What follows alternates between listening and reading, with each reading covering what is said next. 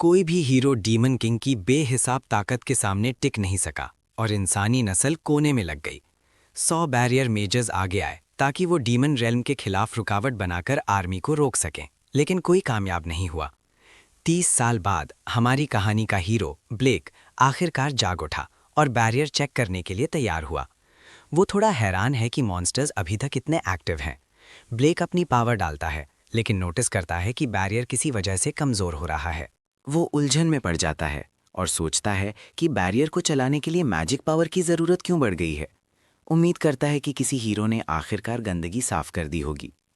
Demon कासिल के अंदर एक हीरो डीमन किंग की तरफ दौड़ता है और जैसे ही दोनों पूरी ताकत लगाते हैं, डीमन किंग खून थूकने लगता है। उसके लिए यकीन करना मुश्किल है कि वो हार गया, लेकिन जैसे ही वो गिरकर मरता है, हीरो मुस्कुराती है और अपनी जीत का जश्न मनाती है। एक रोशनी की किरण पूरे कासिल को कवर कर लेती है। ब्लेक का मुंह खुला रह जाता है जब वो मॉन्स्टर्स को मरते हुए देखता है।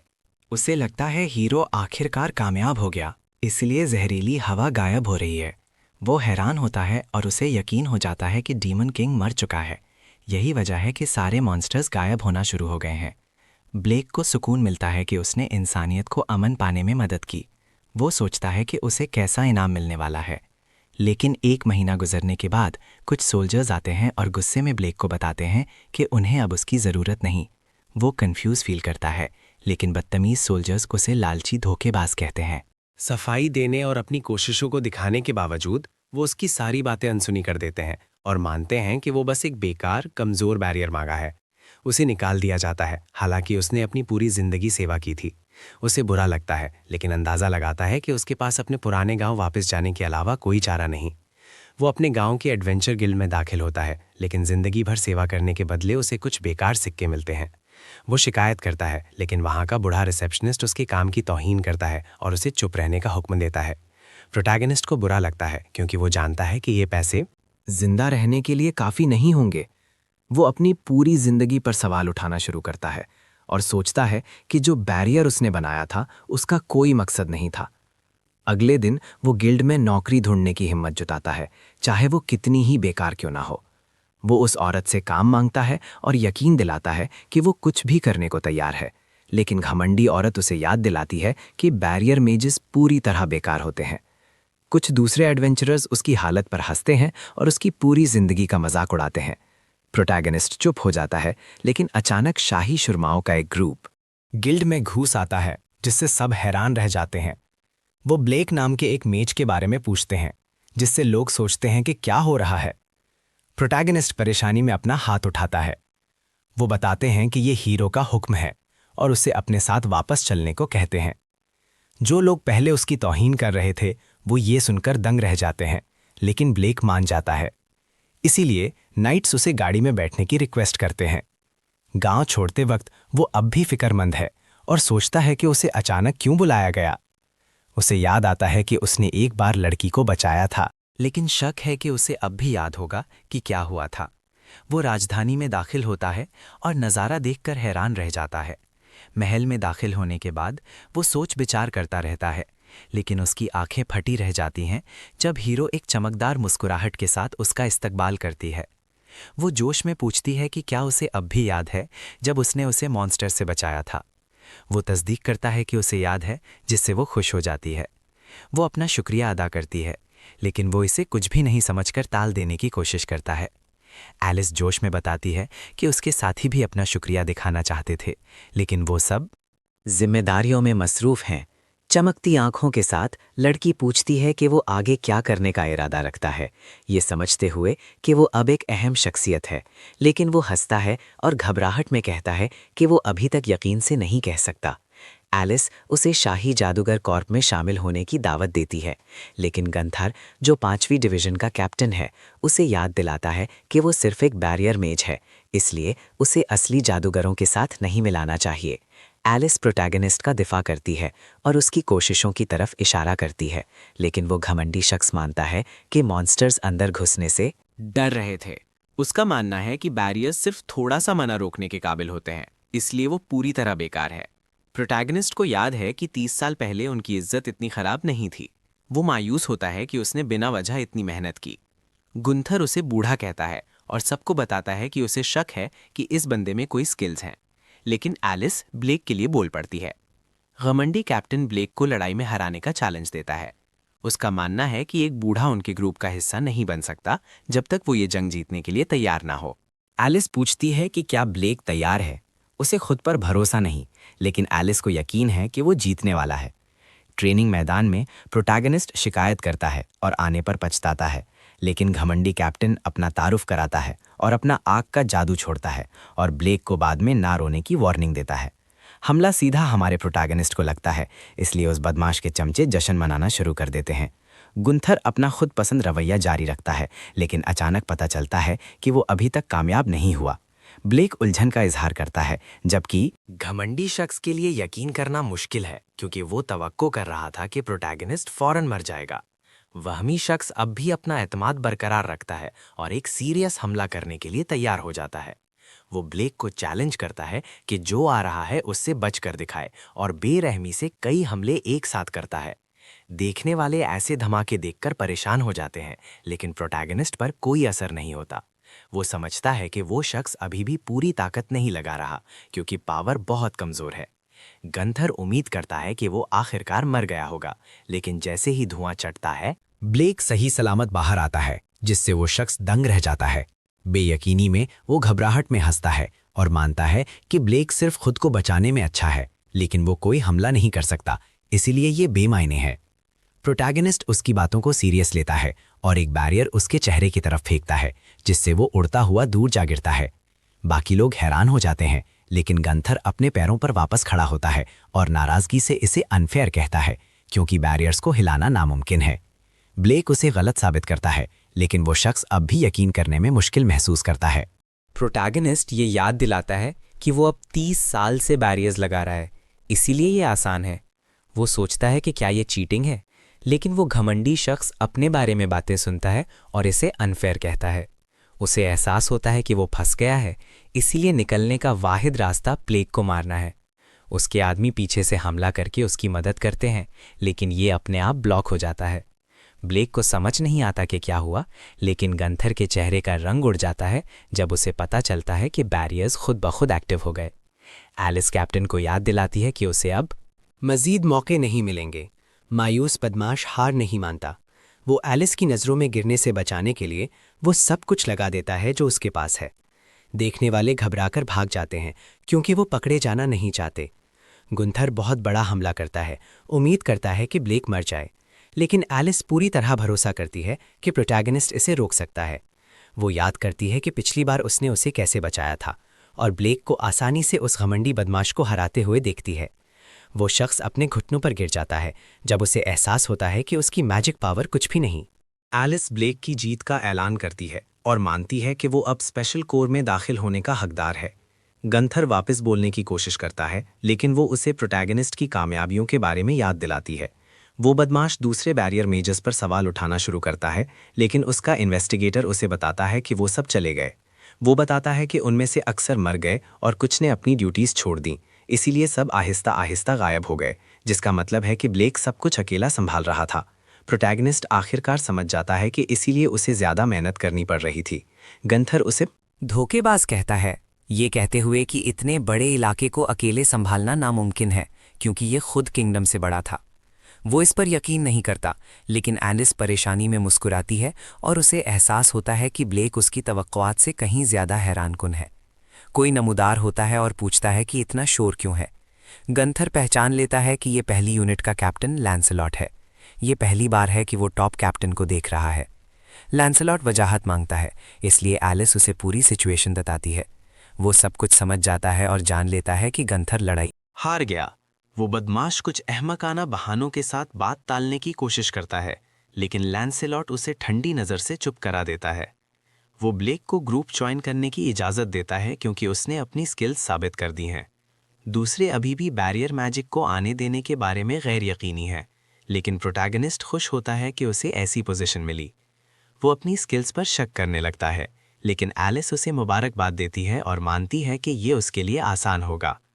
वो तजवीज़ देती है कि उन्हें पार्टी करनी चाहिए, लेकिन लैंसेलॉट उसे उसकी जिम्मेदारियों के बारे में याद दिलाता है और आदमी उसे खींचकर ले जाते हैं। लाल बालों वाला शख्स पूछता है कि एलिस ब्लेक के साथ इतनी प्यार से क्यों पेश आ रही है? प्रोटैगनिस्ट उसे यकीन दिलाता है कि कुछ भी नहीं है, लेकिन वो संजीदा कैप्टन फिर भी उसे एलिस से दूर रहने की वार्निंग देता है। गंथर ये बातचीत देखता है और मायूसी में दांत पीसने लगता है। कुछ दिन गुजर जाते हैं और हमारा प्रोटैगनिस्ट डॉर्मेट्री पहुंचता है और अपने कमरे की तलाश करता है। वो अपनी उम्र के बारे में बातें सुनता है और अजीब महसूस करने लगता है, इसलिए वो अपना कमरा ढूंढना जारी रखता है। वो उसे मिल जाता है, लेकिन जैसे ही वो दाखिल होता है, स्वेन, उसका नया रूममेट, पूछता है कि वो कौन है। वो अपना तारुफ कराता है और अपनी कहानी बताता है। लेकिन स्वेन उसे झूठ बोलता है। ब्लेक मानता है कि उस जैसे शख्स पर कोई यकीन नहीं करेगा, लेकिन हैरान होता है कि स्वेन इस पर इतना घबरा क्यों रहा है। बच्चा अपने रूममेट के तौर पर एक बूढ़ा होने की शिकायत करने लगता है। प्रोटैगनिस्ट माफ़ी मांगता है, लेकिन स्वेन शर्मिंदगी से अपने अल्फाज वापस लेता है, क्योंकि ये ब्लेक की गलती नहीं है। वो इशारा करता है कि प्रोटैगनिस्ट के बाल बिखरे हुए हैं, इसलिए वो उन्हें काटने का फैसला करता है। बच्चा ब्लेक का हुलिया बदलना ख़त्म करता है और अचानक याद करता है कि उन्हें ट्रेनिंग के लिए देर हो रही है। वो दोनों तैयारी करते हैं और निकल जाते हैं। ब्लेक के टीममेट्स तेरेसा और क्लारा हैरान हैं कि एक बूढ़ा आदमी उनके साथ क्यों शामिल हो रहा है। ब्लेक परेशानी में अपना तारुफ कराता है और जैसा कि तवक्का थी, तेरेसा उसकी उम्र के बारे में शिकायत करने लगती है और इसे क्रीपी कहती है। क्लारा उसे बदतमीज़ कहती है, लेकिन ब्लेक इस नफ़रत को समझता है क्योंकि वो वाहिद बूढ़ा आदमी है। वो सबसे अपना तारुफ कराता है, नए आने वाले अफवाहों के बारे में बात करते हैं, लेकिन मानते हैं कि ये सब झूठ है। दूसरों को शक है कि उसने वाइस कैप्टन को हराया, जबकि स्वेन परेशानी में अपने करियर की फिक्र करता है जब उसे पता चलता है कि बूढ़ा आदमी एक बैरियर मेज है। गंथर की आंखें बदले की आग में जल रही हैं। अनाउंसर वजाहत करता है कि वो सब नए हैं, इसलिए उनकी डिविजन्स नतीजों के बाद असाइन की जाएंगी। ब्लेक को एहसास होता है कि अभी लंबा सफ़र बाकी है। वो शख्स बात जारी रखता है और ऐलान करता है कि वो अगले 2 हफ्तों तक मेक्का जंगल में सर्वाइवल टेस्ट मुनक्किद करेंगे। नए रिक्रूट शिकायत करने लगते हैं क्योंकि वो जानते हैं कि जंगल कितना खतरनाक हो सकता है। अनाउंसर हमारे आदमी को बदकिस्मत कहता है और उसे जल्दी करने का हुक्म देता है। स्वेन टेस्ट शुरू होने से पहले ही हार मान लेता है क्योंकि वो जानता है कि ये उस जैसे लोगों के लिए जगह नहीं है। वो ब्लेक से अपनी पूरी कोशिश करने की इल्तजा करता है और वो सब अपने बैग पैक करते हैं। टीम शुरुआती पॉइंट तक पहुंचने के लिए गाड़ियों में सवार होती है। गंथर सब कुछ दूर से देखता है और शैतानी मुस्कुराहट देता है। जंगल पहुंचने के बाद स्वेन चीखता है और सोचता है कि वो कहाँ है। डरपोक शख्स को समझ नहीं आता कि वो पहाड़ की चोटी से शुरू क्यों कर रहे हैं। वो अंदाज़ा लगाता है कि वो बदकिस्मत है और रोने धोने वाले की तरह एक्ट करना शुरू कर देता है। वो उम्मीद कर रहा था कि रॉयल कॉप्स ज्वाइन करने के बाद उसकी ज़िंदगी सुकून से गुजरेगी, लेकिन ये सब उल्टा हुआ। तेरेसा उसका मायूस कुन मुंह बंद करती है और उसे लीडर की तरह एक्ट करने का हुक्म देती है। वो उसके साथ बहस जारी रखता है, लेकिन ब्लेक तजवीज़ देता है कि उन्हें पहले नक्शा देखना चाहिए। टीनेजर्स बहस करना बंद कर देते हैं और वो सब जान जाते हैं कि अगर वो जल्दी करें तो वो किसी न किसी तरह मैनेज कर सकते हैं। ब्लेक शरीफ आजमाइश से कहता है कि उन्हें चलना शुरू करना चाहिए। दूसरे मान जाते हैं क्योंकि उनके पास कोई दूसरा रास्ता नहीं है। वो मुश्किल रास्तों से अपना रास्ता बनाते हैं। दूसरों को अपना सामान उठाने में मुश्किल होती है, लेकिन क्लारा नोटिस करती है कि ब्लेक इसे कितना आसान बना रहा है। वो अंदाज़ा लगाती है कि शायद उससे कुछ तजर्बा है। कुछ घंटों बाद टीम आखिरकार खौफनाक जंगल तक पहुंच जाती है। जहरीली हवा इतनी घनी लगती है कि कोई भी आम इंसान मर जाए, लेकिन वो महफूज रहते हैं क्योंकि वो सब ट्रेंड मैजिशियंस हैं। तेरेसा और स्वेन अपने मकसद की तरफ बढ़ने के लिए नक्शा चेक करते हैं।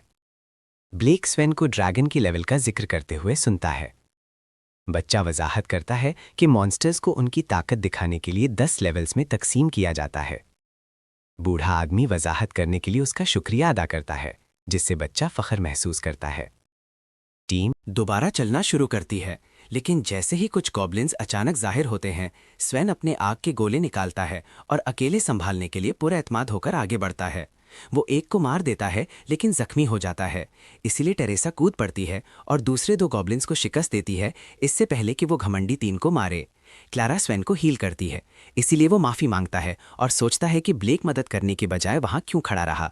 जैसे ही टीम दोबारा आगे बढ़ती है, एक मॉन्स्टर स्वेन पर हमला करने की कोशिश करता है, लेकिन प्रोटैगनिस्ट उनकी तवज्जो हासिल करने के लिए जानबूझकर गिर जाता है और माफ़ी मांगने लगता है।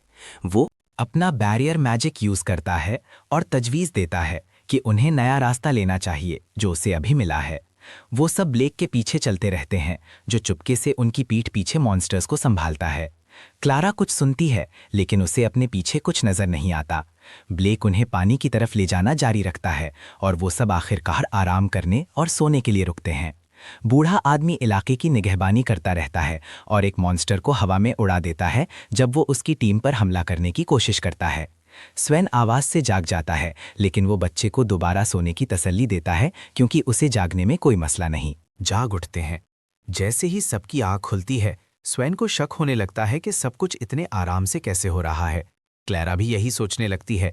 उसे वो अफवाहें याद आती हैं और अंदाज़ा लगाती है कि शायद ब्लेक की वजह से ही उन्हें कमज़ोर मॉन्स्टर्स मिल रहे हैं। यकीन करना मुश्किल है, मगर तेरेसा इसे परफेक्ट कहती है, और क्योंकि वो इतना चलने के बाद लड़ने की हालत में नहीं, वो सब ड्रैगन के ठिकाने की तरफ भागते हैं। कासिल में गंथर को यकीन है कि प्रोटैगनिस्ट अब तक मर चुका होगा, क्योंकि उसने अपनी ख्वाहिश पूरी करने के लिए सबसे परफेक्ट प्लान बनाया था। उसे शक है कि वो ड्रैगन के खिलाफ जिंदा बचेंगे अगर वो किसी तरह वहां पहुंच भी गए। ड्रैगन के ठिकाने पर स्वेन लेवल 4 के मॉन्स्टर को देखकर खौफ से चीखता है। टेरेसा उन्हें भागने की वार्निंग देती है क्योंकि ये अपनी ताकत से गांव तबाह कर सकता है। वो कोशिश करती है पर रियलाइज करती है कि वो बुरी तरह फंस चुके हैं। स्वेन घुटनों पर गिर जाता है और डर के मारे उसका पेशाब निकलने वाला होता है। उसे नहीं लगता वो जीतेंगे, जबकि लड़कियां भी डर से कांप रही हैं। मॉन्स्टर आग का हमला करता है, मगर प्रोटैगनिस्ट अपने बैरियर से उसे रोक लेता है और सबको बचा लेता है। लड़कियां आंखें खोलती हैं और बैरियर को अपनी जान बचाते हुए पाती हैं। वो कंफ्यूज हो जाती हैं, जबकि स्वेन अभी भी रोते हुए बच्चे की तरह एक्ट कहता है और उसे लगता है कि वो मर जाएंगे। ब्लेक बाहर निकलता है और सबको रुकने का कहता है। स्वेन चिल्लाता है और उसे रोकने की कोशिश करता है, मगर ब्लेक निकल जाता है। लड़का रोता है और सोचता है कि ब्लेक खुद को चरा बना रहा है, क्योंकि ऐसे ड्रैगन को हराना नामुमकिन है। तेरेसा ठंडे दिमाग से सोचती है और सबसे कहती है कि उसके पीछे आए ताकि मौके का फायदा उठाकर भाग सकें।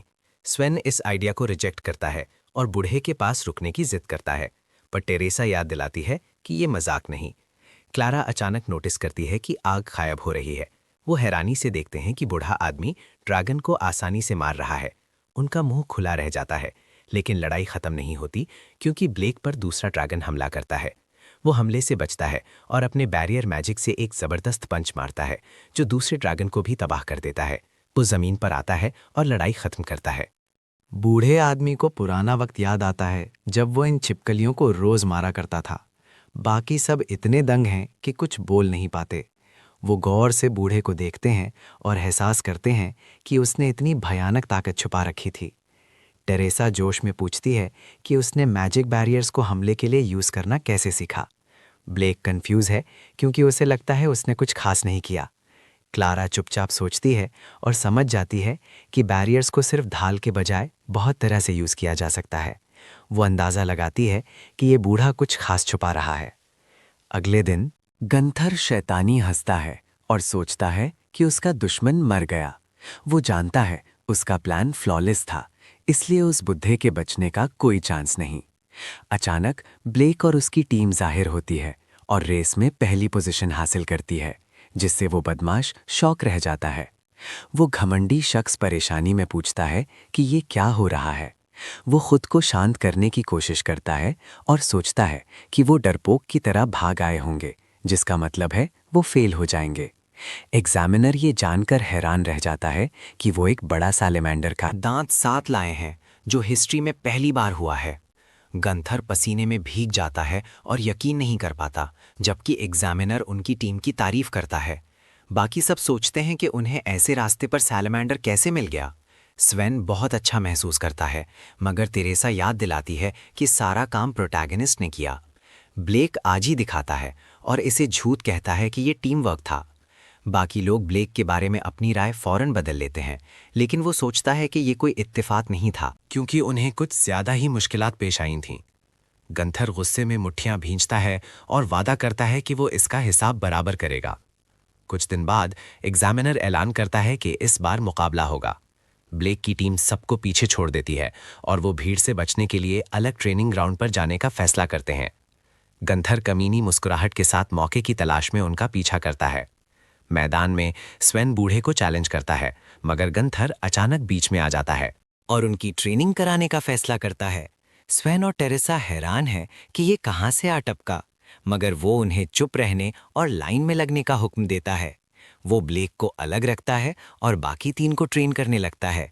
गंथर बेरहमी से टेरेसा को मारता है, मगर क्लारा उसके जख्म हील कर देती है।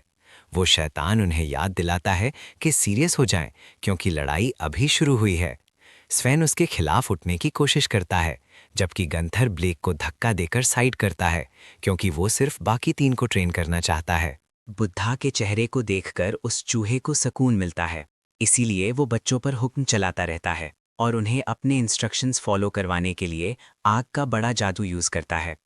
बिना किसी रहम के वो बच्चों पर हमला करता है। गंथर फखर से ब्लेक को देखता है और अपने एक्शंस का बहाना बनाने की कोशिश करता है। वो यकीन दिलाता है कि बच्चे जिंदा बच जाएंगे, मगर मानता है कि ट्रेनिंग शायद थोड़ी ज्यादा हो गई। जैसे ही धुआं चढ़ता है, वो शैतान चूहा बच्चों की बुरी हालत देखने का इंतजार कर रहा होता है, मगर उन्हें सही सलामत पाता है।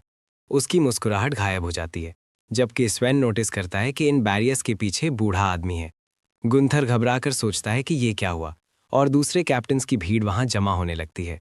देखने वाले हालात को नोट करते हैं, मगर गुंथर अपने झूठ से बात संभालता है और कहता है कि बस खत्म होने वाला है। स्वेन और बाकी लोग इसे नाइंसाफी कहते हैं, मगर क्लारा उस बदमाश के खिलाफ जीतने का इरादा करती है। वो सबको हौसला देती है, जिससे बूढ़े के चेहरे पर मुस्कान आ जाती है। बच्चे लड़ाई जारी रखने पर राजी हो जाते हैं, जिससे देखने वाले भी हैरान रह जाते हैं। उन्हें बच्चों को सपोर्ट करते देख गंथर समझ जाता है कि अब रुकने के लिए बहुत देर हो चुकी है। क्लारा मैजिक से पार्टी को हील करती है ताकि वो जीत की तरफ बढ़ सकें, लेकिन वो कमीना अपनी पूरी ताकत लगा देता है और उन्हें खत्म करने के लिए कई हमले करता है। किसी तरह बच्चे बूढ़े की मदद से बिना किसी खरोच के बच निकलते हैं। गंथर इसे अनफेयर कहता है, मगर वो हमला जारी रखते हैं और उस चूहे को हिट करते हैं।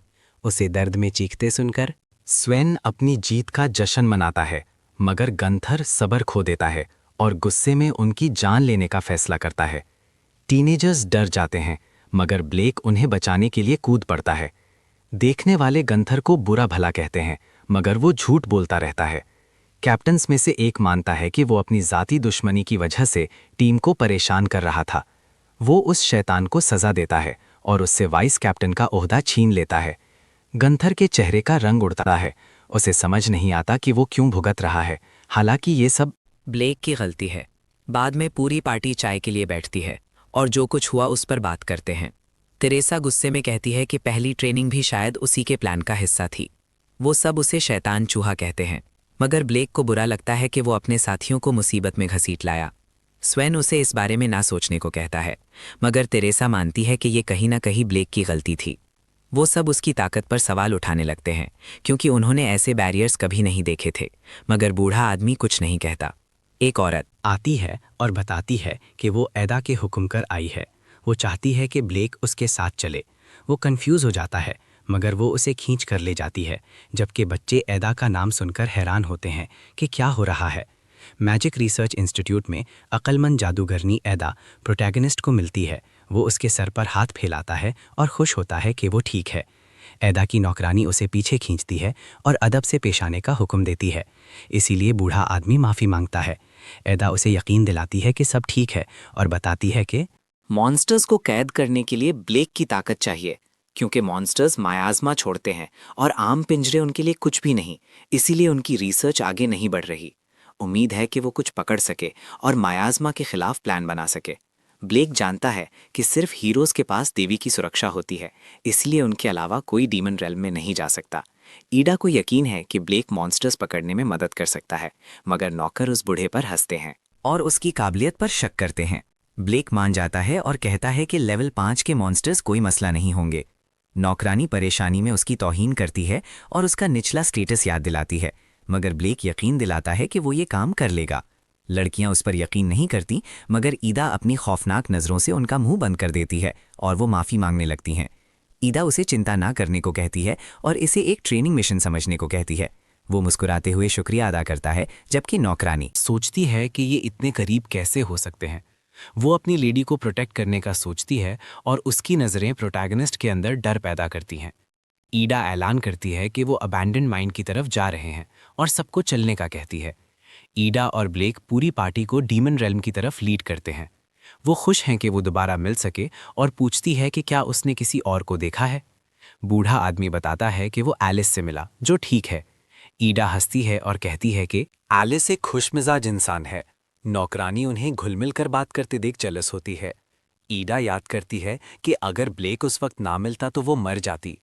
बूढ़ा आदमी एक बार मौत के जंगल में शिकार कर रहा था और किस्मत से उसने एलिस को मॉन्स्टर्स के हमले से बचा लिया। उसने अपने दोस्तों की मदद की दरख्वास्त की तो ब्लेक ने बिना वक्त ज़ाया किए बाकियों को ढूंढा। ईडा मॉन्स्टर से घिरी हुई मिली थी, मगर उसने उसे भी बचा लिया। जंगल लोगों के होश उड़ा देता है, इसी वजह से वो बिछड़ गए थे। ईडा मानती है कि बूढ़े की मदद के बिना वो मर जाती। वो शुक्रिया अदा करती है, मगर वो आज ही से बात टाल देता है। वो नोट करता है कि वो अब अच्छी जिंदगी गुजार रही है। उसे थोड़ी जलन होती है क्योंकि वो ज्यादातर अकेला रहा। वो अंदाजा लगाता है कि ईडा भी बचपन में खेलती होगी, मगर वो शर्मिंदा होकर याद दिलाती है कि वो पैदाइशी जीनियस है जिसने कभी बचकाना हरकतें नहीं की। कुछ दिनों बाद वो सब अबैंडन्ड माइन पहुंचते हैं और देखते हैं कि मियाज़मा तवक्का से ज्यादा खतरनाक लग रहा है। नौकर खौफजदा है, इसलिए एडा ब्लेक को सबके गिर्द बैरियर लगाने का कहती है। वो दावा करता है कि वो शील्ड को हिला सकता है, मगर नौकर इस पर मुश्किल से यकीन करते हैं। वो बैरियर निकालता है और अंदर जाना शुरू करता है। नौकरों को लगता है वो शायद मर गया, मगर ब्लेक वापस आता है और पूछता है कि वो किसका इंतजार कर रहे हैं, जिससे सब हैरान रह जाते हैं। एडा उन्हें उस पर भरोसा करने का कहती है और सबको अंदर जाने का हुक्म देती है। रिसर्चर्स मियाज़मा इतना घना होने के बावजूद महफूज रहते हैं। ये उनका पहली बार है कि वो बैरियर हिलते हुए देख रहे हैं, मगर नौकरानी अभी भी दिखाती है और इसे मामूली कहती है। उन्हें माइन के अंदर कोई मॉन्स्टर नहीं मिलता, मगर ईडा को मियाज़मा पूल नजर आता है। बूढ़ा आदमी समझता है कि अंदर जरूर कोई मॉन्स्टर है। वो समझाती है कि मनहूस चीजें या कुदरती फिनोमेना भी मियाज़मा पूल बना सकते हैं और बाज़ औक़ात इससे ताकतवर दरिंदे पैदा होते हैं। मियाज़मा ऐसे मॉन्स्टर्स बना सकता है जो मज़ीद मियाज़मा छोड़ते हैं और नए मॉन्स्टर्स बनाते हैं। डीमन किंग इस साइकिल के सबसे ऊपर है। उसे समझ नहीं आता क्यों, मगर बताती है कि अगर सोर्स तबाह हो जाए तो सारे मॉन्स्टर्स गायब हो जाते हैं। इसीलिए आधा डीमन रेल्म खत्म हो गया था जब डीमन किंग मरा था, मगर सारे मॉन्स्टर्स गायब नहीं हुए। उसे यकीन है कि मियाज़मा पर रिसर्च करके वो इसका मुकाबला कर सकते हैं, इसीलिए उनका सफ़र अहम है। एडा गलती से फिसल जाती है, मगर ब्लेक उसे गिरने से पहले पकड़ लेता है। क्योंकि ज़मीन देखना मुश्किल है, वो कहता है कि अगर वो चाहे तो उसे उठा सकता है। उसकी नौकरानी बीच में आती है और उसे अदब से पेश आने को कहती है। एडा बूढ़े को बताती है कि वो ठीक है। इसलिए वो आगे बढ़ते हैं और उस कमरे तक पहुंचते हैं जहां से मियाज़मा निकल रहा है। एक माइनोटॉर मॉन्स्टर चीखता है और पूरी पार्टी को डरा देता है। ब्लेक उसे पकड़ने के लिए तैयार होता है, मगर ईडा की नौकरानी उसे पीछे रहने का हुक्म देती है। वो और पार्टी के दूसरे लोग अपने सारे हमले करते हैं, मगर मॉन्स्टर और ज़्यादा भड़क उठता है। उस पर कोई असर नहीं होता और वो ज़ोर से चिल्लाता है, जिससे पूरी पार्टी घबराकर पीछे हटने लगती है। ईडा अपनी सर्वेंट को लापरवाही पर डांटती है और मानती है कि ब्लेक के बिना वह नहीं जीत सकते, मगर नौकरानी सब कुछ ईडा पर डाल देती है और वो सब उससे जान बचाने की भीख मांगने लगते हैं। वो दांत पीसती है, मगर उसे एहसास होता है कि कोई चारा नहीं, इसलिए विच अकेली ही मिनोटॉर का सामना करती है, हालांकि वो डरी हुई है। मॉन्स्टर उस पर हमला करने के लिए आगे बढ़ता है, मगर एक बड़ा बैरियर उसे रोक लेता है, जिससे पार्टी हैरान रह जाती है। ब्लेक मॉन्स्टर को दबाकर रखता है, मगर ईडा की बेवकूफ़ नौकरानी अब भी उसके रास्ते में आती है। ईडा उसे रुकने के लिए चिल्लाती है और याद दिलाती है कि वो ब्लेक को इसी वजह से लाए थे, और सबको दिखाता है कि ब्लेक के बैरियर ने मियाज़मा को साफ कर दिया है, इसलिए मॉन्स्टर अब हिल नहीं रहा। नौकरानी के लिए यकीन करना मुश्किल है, जबकि ईडा उस शानदार बैरियर को देखती है और मानती है कि वो अपनी ताकत से भी ऐसे रिजल्ट्स हासिल नहीं कर सकती। वो ब्लेक का शुक्रिया अदा करती है और सबको वापसी के लिए तैयार होने का हुक्म देती है। वो ब्लेक से उसके लिए मॉन्स्टर उठाने की रिक्वेस्ट करती है और चलना शुरू करती है। वो ईडा के उदास चेहरे को नोट करता है और समझ जाता है कि कुछ हुआ है। ईडा पूरी टीम की तारीफ करती है और रिसर्च शुरू करने का सोचती है। उसे बैरियर्स मुफीद लगते हैं क्योंकि उसने देखा कि बूढ़े आदमी ने इतने बड़े मॉन्स्टर को कितनी आसानी से उठा लिया, लेकिन वो अभी भी गैर यकीनी है कि क्या इसे बरकरार रखा जा सकता है। प्रोटैगनिस्ट बताता है कि ये तभी काम करता है जब वो आसपास हो। वरना मैजिक सप्लाई के बिना बैरियर टूट जाएगा। एडा कोई सोल्यूशन सोचने की कोशिश करती है, लेकिन उसकी नौकरानी फिर बीच में आती है और कहती है कि एडा को अपना मैजिक यूज करना चाहिए। ब्लेक मसला हल करता है और एक मैजिक सर्कल निकालता है, जिससे नौकरानी और भी जल जाती है। वो उसे यकीन दिलाता है कि ये सर्कल उसके जाने के बाद भी बैरियर को कायम रख सकता है। एडा को याद आता है कि उसने ऐसा कुछ डीमन रेल्म के करीब देखा था। उसे लगता है ये एक ज़बरदस्त आइडिया है, इसीलिए वो तारीफ के लिए शुक्रिया अदा करती है और बताता है कि उसने ये तब बनाया था जब वो 930 साल पहले छोटा बच्चा था। डीमन रेल्म का मियाज़मा सब कुछ तबाह कर रहा था, इसलिए बैरियर मेजिस को इकट्ठा किया गया ताकि वो कुछ कर सकें। शुरू में मेजिस को आराम करने का मौका भी नहीं मिलता था, इसलिए उसने ये सर्कल बनाया जो बैरियर को लंबे अरसे तक कायम रख सकता था। इस तरह मेजस ब्रेक ले सकते थे और 100 मेजस के मेंटेन करने से डीमन रेल्म के गिर्द एक बैरियर बनाया गया। लेकिन वक्त के साथ ज्यादातर मेजस चले गए, इसलिए वो अकेला ये काम कर रहा था। उन्हें आखिरकार समझ आ गया कि सर्कल इतनी पावर क्यों मांग रहा था। उसकी कहानी सुनकर सबके मुंह बंद हो जाते हैं। ईडा परेशानी में पूछती है कि वो इतना आजिज कैसे हो सकता है, लेकिन वो कंधे उचकाकर बात टाल देता है और सर्कल में अपनी पावर डालता है ताकि मॉन्स्टर के गिर्द मैजिक बैरियर सेट कर सके। वो काम खत्म करता है और अंदाज़ा लगाता है कि ये कुछ घंटों तक टिका रहेगा, लेकिन बूढ़ा आदमी उन्हें तसल्ली देता है कि वो रिसर्च खत्म होने तक करीब रहने की कोशिश करेगा। वो मदद के लिए उसका शुक्रिया अदा करती है और मियाज़मा को बेहतर समझने के लिए रिसर्च शुरू करती है। घंटों की लगातार मेहनत के बाद सारे नौकर और असिस्टेंट्स घर चले जाते हैं। ब्लेक इस बारे में सोचता है और एडा उसे बताती है कि एक कमरा है जो वो आराम के लिए कभी भी यूज़ कर सकता है, इसलिए जब तक बैरियर में मसला ना हो उसे यहाँ रहने की ज़रूरत नहीं। उसे लड़की पर तरस आता है, लेकिन वो अपना काम जारी रखने का पक्का इरादा रखती है, क्योंकि वो शहरियों को महफूज महसूस करवाना चाहती है। वो उसके साथ रहने का फैसला करता है, लेकिन ईडा उसे याद दिलाती है कि ये ज़रूरी नहीं। वो एक बहाना बनाता है, तो वो उसे जो करना है करने देती है। बूढ़ा आदमी उसके साथ रुकता है। 1 हफ्ते की रिसर्च के बाद हमेशा की तरह सब चले जाते हैं, लेकिन इस बार ब्लेक भी उठता है और थोड़ी देर के लिए बाहर जाता है। वो ईडा की नौकरानी के पास जाता है और पूछता है कि वो सब इतनी जल्दी क्यों चले जाते हैं। वो उसे अपने काम से काम रखने का हुक्म देती है, लेकिन बूढ़ा आदमी सोचता है कि उसे रिसर्च में अपनी मालकिन की मदद करनी चाहिए।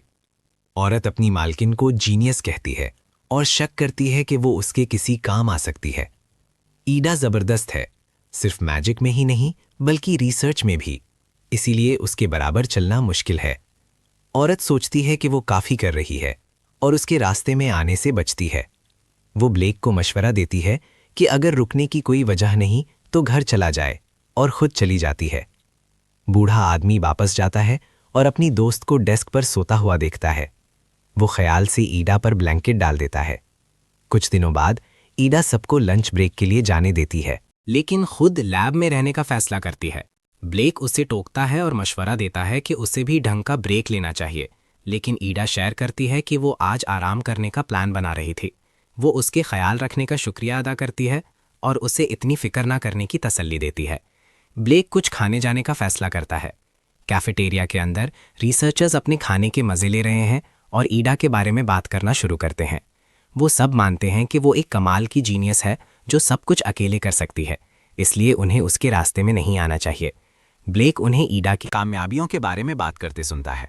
उनका मानना है कि वो मॉन्स्टर्स को अकेले भी पकड़ सकती थी, लेकिन ब्लेक ने उसका स्पॉटलाइट खराब कर दिया। नौकरानी तजवीज़ देती है कि उन्हें मामलात अपनी मालकिन पर छोड़ देने चाहिए, और जब तक वो उसके पीछे चलेंगे किंगडम तरक्की करता रहेगा। ब्लेक उन्हें गलत कहता है, जिसे रिसर्चर्स बुरा मान जाते हैं। उसका मानना है कि सारा बोझ उस पर डालना इंतहाई बचपना है, क्योंकि वो 13 साल की होकर भी बहुत कुछ कर रही है। उसकी नौकरानी गुस्से में आती है और उसे याद दिलाती है कि उसे बच्ची ना कहो, क्योंकि ईडा उन सब से बेहतर है। दूसरे उससे इत्तेफाक करते हैं और उसकी बातों को अहमकाना कहते हैं। ब्लेक मानता है कि वो काबिल है और बड़ों से बेहतर परफॉर्मेंस दे सकती है, लेकिन वो उन्हें याद दिलाता है कि वो अभी सिर्फ 13 साल की है। उसे याद आता है कि वो दूसरे नॉर्मल बच्चों को हसरत से देखती थी और वो उस बड़े मॉन्स्टर के सामने डर भी गई थी।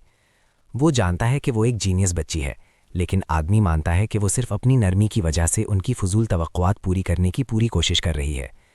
वो उनकी गलती पर सवाल उठाता है, क्योंकि उन्होंने उस छोटी बच्ची से कभी ईमानदारी से बात भी नहीं की। उसे शक है कि उन्होंने कभी उसे एक बार के लिए भी समझने की कोशिश की। हालांकि वो सब उसका मददगार होने का दावा करते हैं।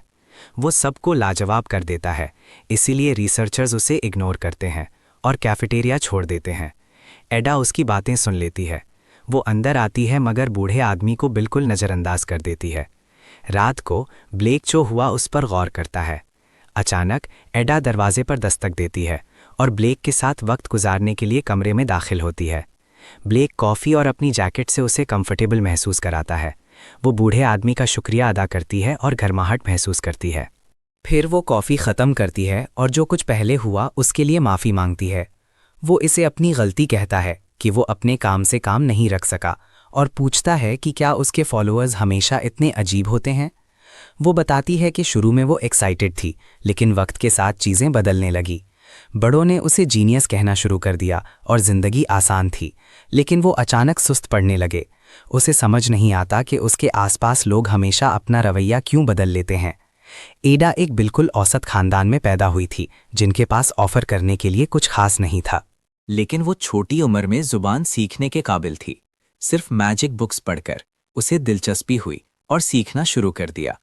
उसके पेरेंट्स को लगा वो जीनियस है, इसलिए उन्होंने जो तालीम हो सकी मुहैया की ताकि वो बेहतर हो सके। वो भी इन चीज़ों से खुश थी और गांव वालों ने उसके टैलेंट्स को मानना शुरू कर दिया। वो एक जीनियस के तौर पर मशहूर थी, इसलिए सबको उससे बड़ी उम्मीदें थीं। वो अपना बचपन खो बैठी ताकि वो जितना जल्दी हो सके बड़ी हो जाए। मजिशियन से आमतौर पर तवक्को की जाती है कि या तो कॉम्बैट संभालें या रिसर्च, लेकिन उसे दोनों सीखना पड़ा।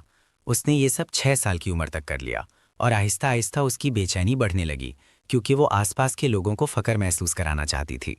उसने साबित किया कि वो एक सच्ची जीनियस है, इसीलिए वो हमेशा अपनी पूरी कोशिश करती थी। वो एक सेकंड के लिए चुप हो जाती है। ब्लेक जिक्र करता है कि वो मॉन्स्टर्स से डरती है। वो हैरान है कि उसने नोटिस कर लिया।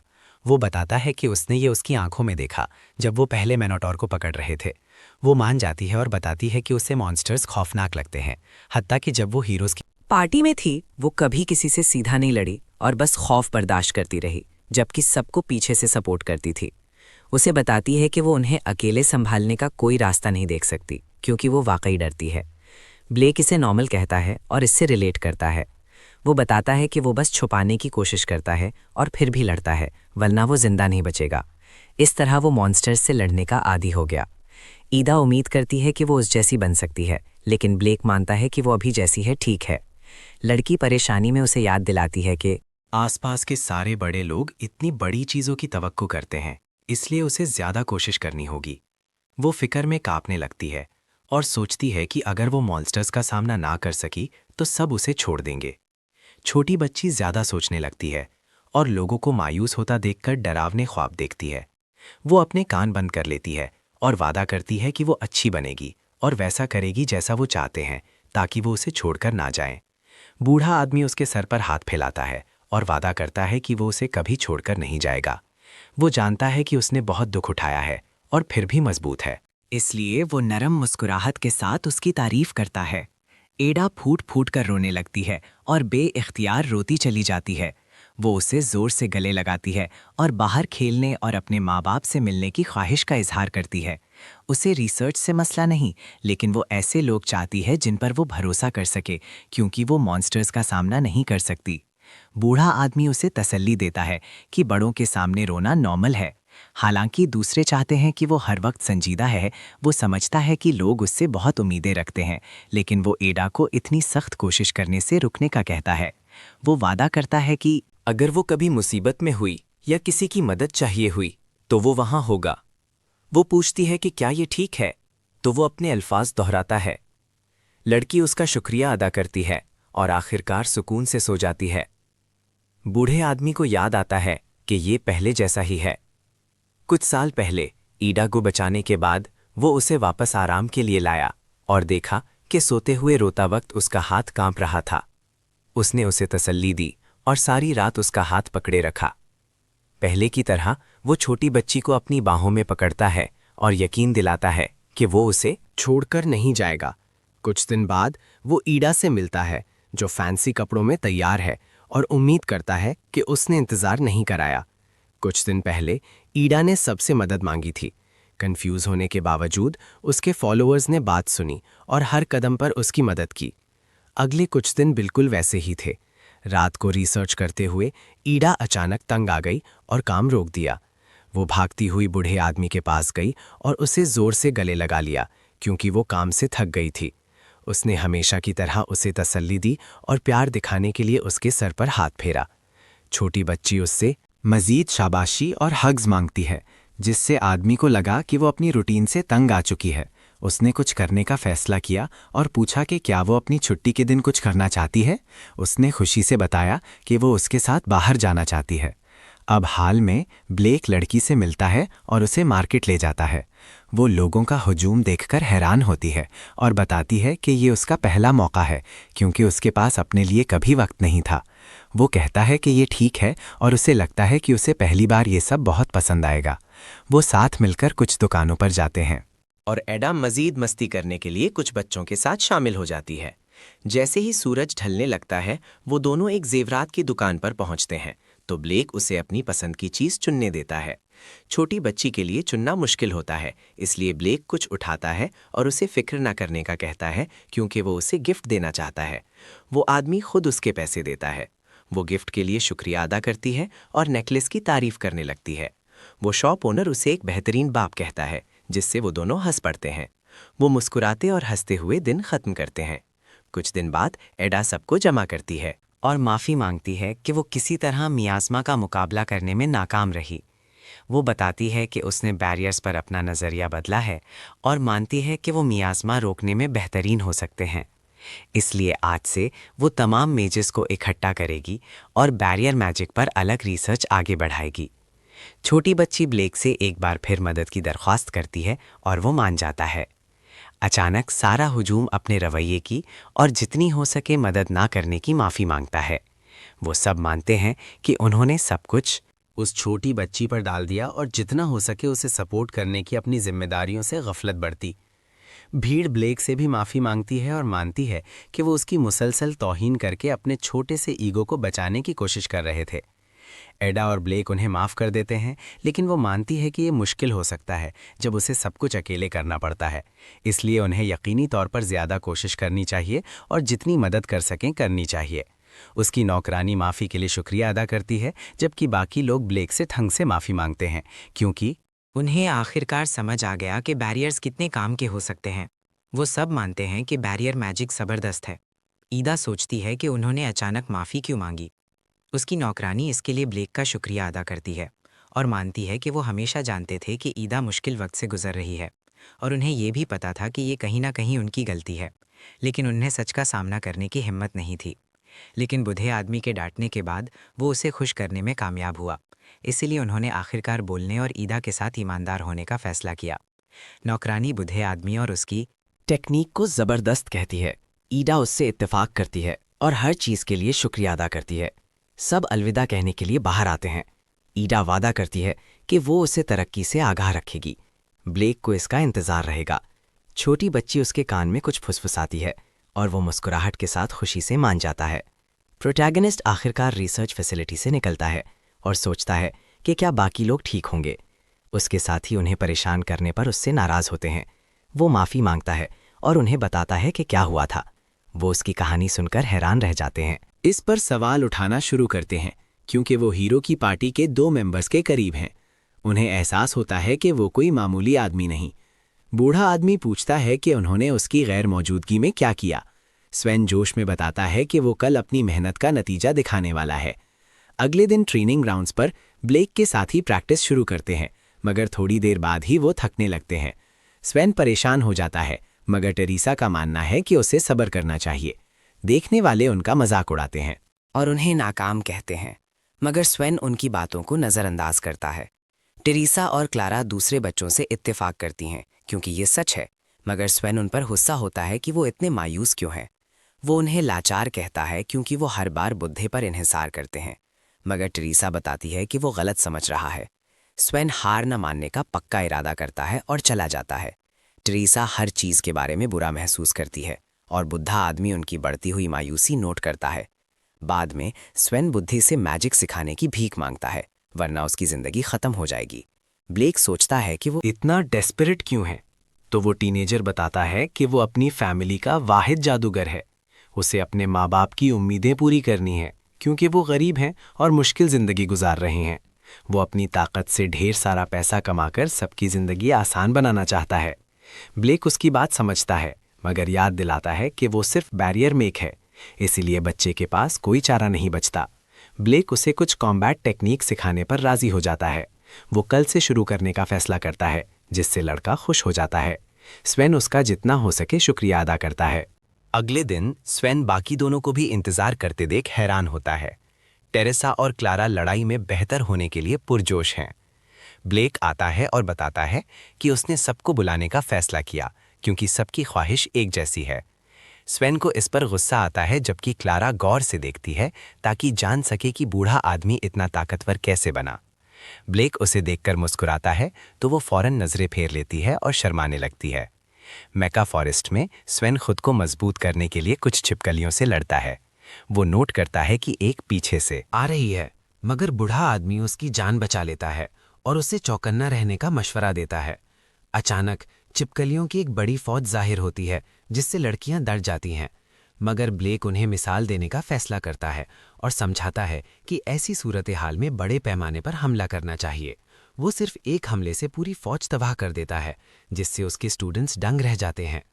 वो उसकी बेहिसाब ताकत पर सवाल करता है क्योंकि वो तो सारी जिंदगी सिर्फ बैरियर्स लगाने पर फोकस करता रहा था।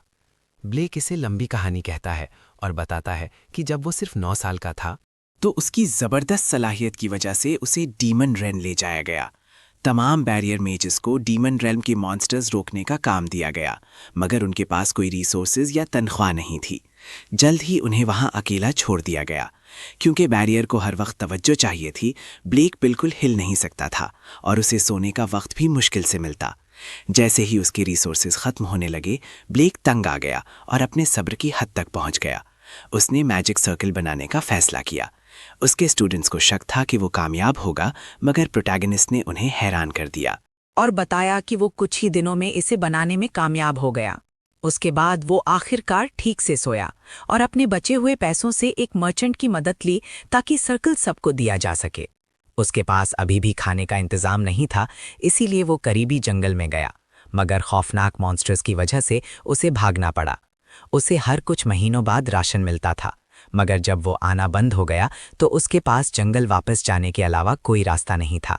इस बार वो कुछ खाना लेकर भागने में कामयाब रहा, मगर मियाज़मा की वजह से उसे मोहतात रहना पड़ा और हर चीज़ साफ करनी पड़ी। क्योंकि उसके बैरियर्स हमले के लिए बेकार थे, उसने ताकत हासिल करने का फैसला किया। इसीलिए उसने बैरियर की मज़ीद टेक्निक सीखी और सख्त ट्रेनिंग जारी रखी। एक दिन वो मॉन्स्टर्स को कुछ मिनट्स तक रोकने के काबिल हो गया। ये उसके लिए बड़ी कामयाबी थी और 3 साल बाद ब्लेक ने अपनी टेक्निक्स को इतना परफेक्ट कर लिया कि मॉन्स्टर्स उसे नुकसान नहीं पहुंचा सकते थे। वो अपनी ग्रोथ से मुतमिन था, मगर अभी भी उसके पास मॉन्स्टर्स को मारने की कोई टेक्निक नहीं थी। उसके बैरियर्स काफी मुफीद थे, मगर उसे नहीं पता था कि उन्हें हरकत कैसे दी जाए। इसलिए छोटे ब्लेक ने सख्त मेहनत की। उसकी लगातार कोशिश की वजह से 3 साल बाद वो आखिरकार बैरियर्स को हमला करने के लिए इस्तेमाल कर सकता था। उसने इसे ऑफेंसिव बैरियर टेक्निक का नाम दिया। सदियों तक बेजायका खाना खाने के बाद उसने सफाई के बाद पहली बार मॉन्स्टर का गोश्त चखा। नौजवान ब्लेक मेहनत करता रहा और वक्त के साथ वो अपने बैरियर्स को हर तरह से कंट्रोल करना सीख गया। कहानी सुनाते वक्त पीछे से एक मॉन्स्टर आता है, मगर ब्लेक आसानी से उससे निपट लेता है और बताता है कि रोज़ाना लड़ने के बाद उसने नई चीज़ सीखी। बूढ़ा आदमी हवा में उछलता है और मॉन्स्टर को ख़त्म करके दिखाता है कि उसने क्या सीखा। टीनेजर्स उसकी ताकत देखकर डर जाते हैं, मगर प्रोटैगनिस्ट आजी ज़माना रहता है। वो आखिरकार उसकी ताकत की वजह समझ जाते हैं और क्लैरा हैरान है कि वो इतने मुश्किल पस मंज़र के बावजूद शिकायत नहीं कर रहा। बूढ़े का मानना है कि अगर वो उसके नक्शे कदम पर चलें तो वो भी ताकतवर बन सकते हैं। लड़कियों को शक है, मगर स्वेन खुद को शांत करता है और मेहनत करने का पक्का इरादा करता है। ब्लेक देखता है कि कुछ सैलमैंडर्स आ रहे हैं, तो वो स्टूडेंट्स को हुक्म देता है कि अपनी पूरी कोशिश करके उनसे निपटाएं। वो सब डर के मारे चीखते हैं। रॉयल मैजिशियन कॉर्प्स के मेंबर्स लैंसेलॉट की महारत और ताकत की तारीफ करते रहते हैं। उनका मानना है कि उसमें कोई खामी नहीं, मगर वो आदमी आजिज रहता है। वो उसे गौर से देखते हैं और उनके जाने के बाद वो अपने आदमियों से उनके रवैये पर बात करता है। लैंसेलॉट मानता है कि उसमें कुछ खास नहीं, मगर उसके आदमी उसे कहते हैं क्योंकि सब उस पर भरोसा करते हैं। लैंसेलॉट को इतनी तारीफ सुनकर अजीब लगता है कि बस उसके पास दूसरों से थोड़ा ज्यादा टैलेंट है। आजकल वो तेजी से ताकत हासिल कर रहा है, मगर उसे कोई मकसद महसूस नहीं होता क्योंकि डीमन किंग मर चुका है। लैंसेलॉट को असली लड़ाई का मजा नहीं मिलता। उसे अमन पसंद है, मगर सोचता है कि वो कब तक सबकी अहमकाना उम्मीदें पूरी करता रहेगा। वो अपनी कुर्सी पर बैठता है और उसे खबर मिलती है कि करीब के किसी गांव पर मॉन्स्टर्स ने हमला किया है। लैंसेलॉट खत पढ़ता है और सोचता है कि उसे कुछ रुकीज को भेजना चाहिए। वो लिस्ट चेक करता है और प्रोटैगनिस्ट की पार्टी को चुनता है। डॉर्मेट्री में स्वेन हमेशा की तरह स्ट्रेस लेता है, जबकि दूसरे उसे शांत करने की कोशिश करते हैं। ब्लेक पानी देता है, मगर स्वेन परेशानी में चीखता है कि वो इतना पुरसुकून क्यों है। बूढ़ा आदमी उसे याद दिलाता है कि मॉन्स्टर्स से लड़ना उसके लिए नया नहीं। इसीलिए टीनेजर्स भी खुश हो जाते हैं क्योंकि उन्होंने ऐसे लम्हों के लिए ही ट्रेनिंग की थी। कोई स्वेन की पार्टी का मजाक उड़ाता है, मगर अचानक लैंसेलॉट आता है और सबको फॉर्मेशन लेने का हुक्म देता है। लाल बालों वाला कमांडर तफसीलात बताता है और हुक्म देता है कि वो 4 के स्क्वाड में रहें और दूसरों के साथ राब्ता रखें। गांव की तरफ मार्च शुरू होता है। कुछ घंटों की लगातार पैदल यात्रा के बाद सब सूरत हाल की शिकायत करने लगते हैं। इसीलिए सबको आराम के लिए 30 मिनट मिलते हैं।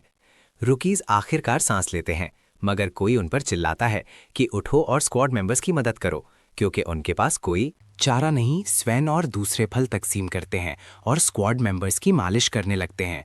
रात को उन्हें गार्ड ड्यूटीज की वजह से जागना पड़ता है। 7 दिन तक यही बकवास बर्दाश्त करने के बाद स्वेन को एहसास होता है कि अगर ये चलता रहा तो वो मर जाएगा। दूसरे टीनेजर्स भी पीले पड़ने लगते हैं, मगर बूढ़ा आदमी शांत रहता है और पानी पेश करता है। वो हैरान होते हैं तो वो उन्हें याद दिलाता है कि ऐसी सिचुएशन उसके लिए नई नहीं। वो समझ जाते हैं कि इसका मुकाबला आम लोगों से नहीं किया जा सकता। स्वेन नोट करता है कि वहाँ उसके ग्रुप के अलावा कोई और रुकीज नहीं है। स्क्वाड मेंबर्स अपने घमंडी रवैये के साथ आते हैं और बताते हैं कि बाकी रुकीज भाग चुके हैं। वो बुढ़े आदमी को तंग करने लगते हैं और उस पर अजीब जुमले कसते हैं, मगर स्वेन और दूसरे ब्लेक के लिए खड़े हो जाते हैं, जिससे वो बदमाश गुस्से में आ जाते हैं। वो रुकीज को सबक सिखाने का फैसला करते हैं, मगर लैंसेलॉट बीच में आकर उन्हें डरा देता है। लैंसेलॉट रुकीज को भी वार्निंग देता है, तो ब्लेक माफी मांगता है और उसका शुक्रिया अदा करता है। कमांडर को ब्लेक में कुछ खास नजर नहीं आता, इसलिए वो सोचता है कि गुंथर इतनी बुरी तरह क्यों हारा। वो अंदाजा लगाता है कि प्रोटैगनिस्ट शायद कुछ छुपा रहा है। 14 दिन बाद फौज आखिरकार गांव पहुंचती है। लैंसेलॉट गांव के चीफ से मिलता है और सब कुछ गौर से सुनता है। चीफ रो पड़ता है और उम्मीद करता है कि कमांडर हालात संभाल लेगा। गांव में टीनेजर्स को आखिरकार आराम करने और ब्रेक लेने का मौका मिलता है। कोई स्क्वाड लीडर्स को इकट्ठा होने का कहता है जैसे ही लैंसेलॉट मीटिंग से वापस आता है। उसका मानना है कि चीफ झूठ बोल रहा है क्योंकि वहां कोई औरत नजर नहीं आ रही। लैंसेलॉट को लगता है कि मॉन्स्टर्स पहले ही गांव वालों को धमका रहे हैं, इसीलिए वो सबको मोहतात रहने और गांव का खाना इस्तेमाल ना करने का हुक्म देता है। उसे यकीन है कि रात को उन पर घात लगाकर हमला होगा और पूछता है कि किसी और की कोई राय है। अहमक स्क्वाड लीडर्स के पास कहने को कुछ नहीं, मगर हमारा प्रोटैगनिस्ट हाथ उठाता है क्योंकि उसे कुछ कहना है। दूसरे लीडर्स आवाज उठाने पर उसकी तौहीन करने लगते हैं, मगर लैंसेलॉट उन्हें रोकता है क्योंकि वो ईमानदाराना राय चाहता है, भले ही ब्लेक एक रुकी हो।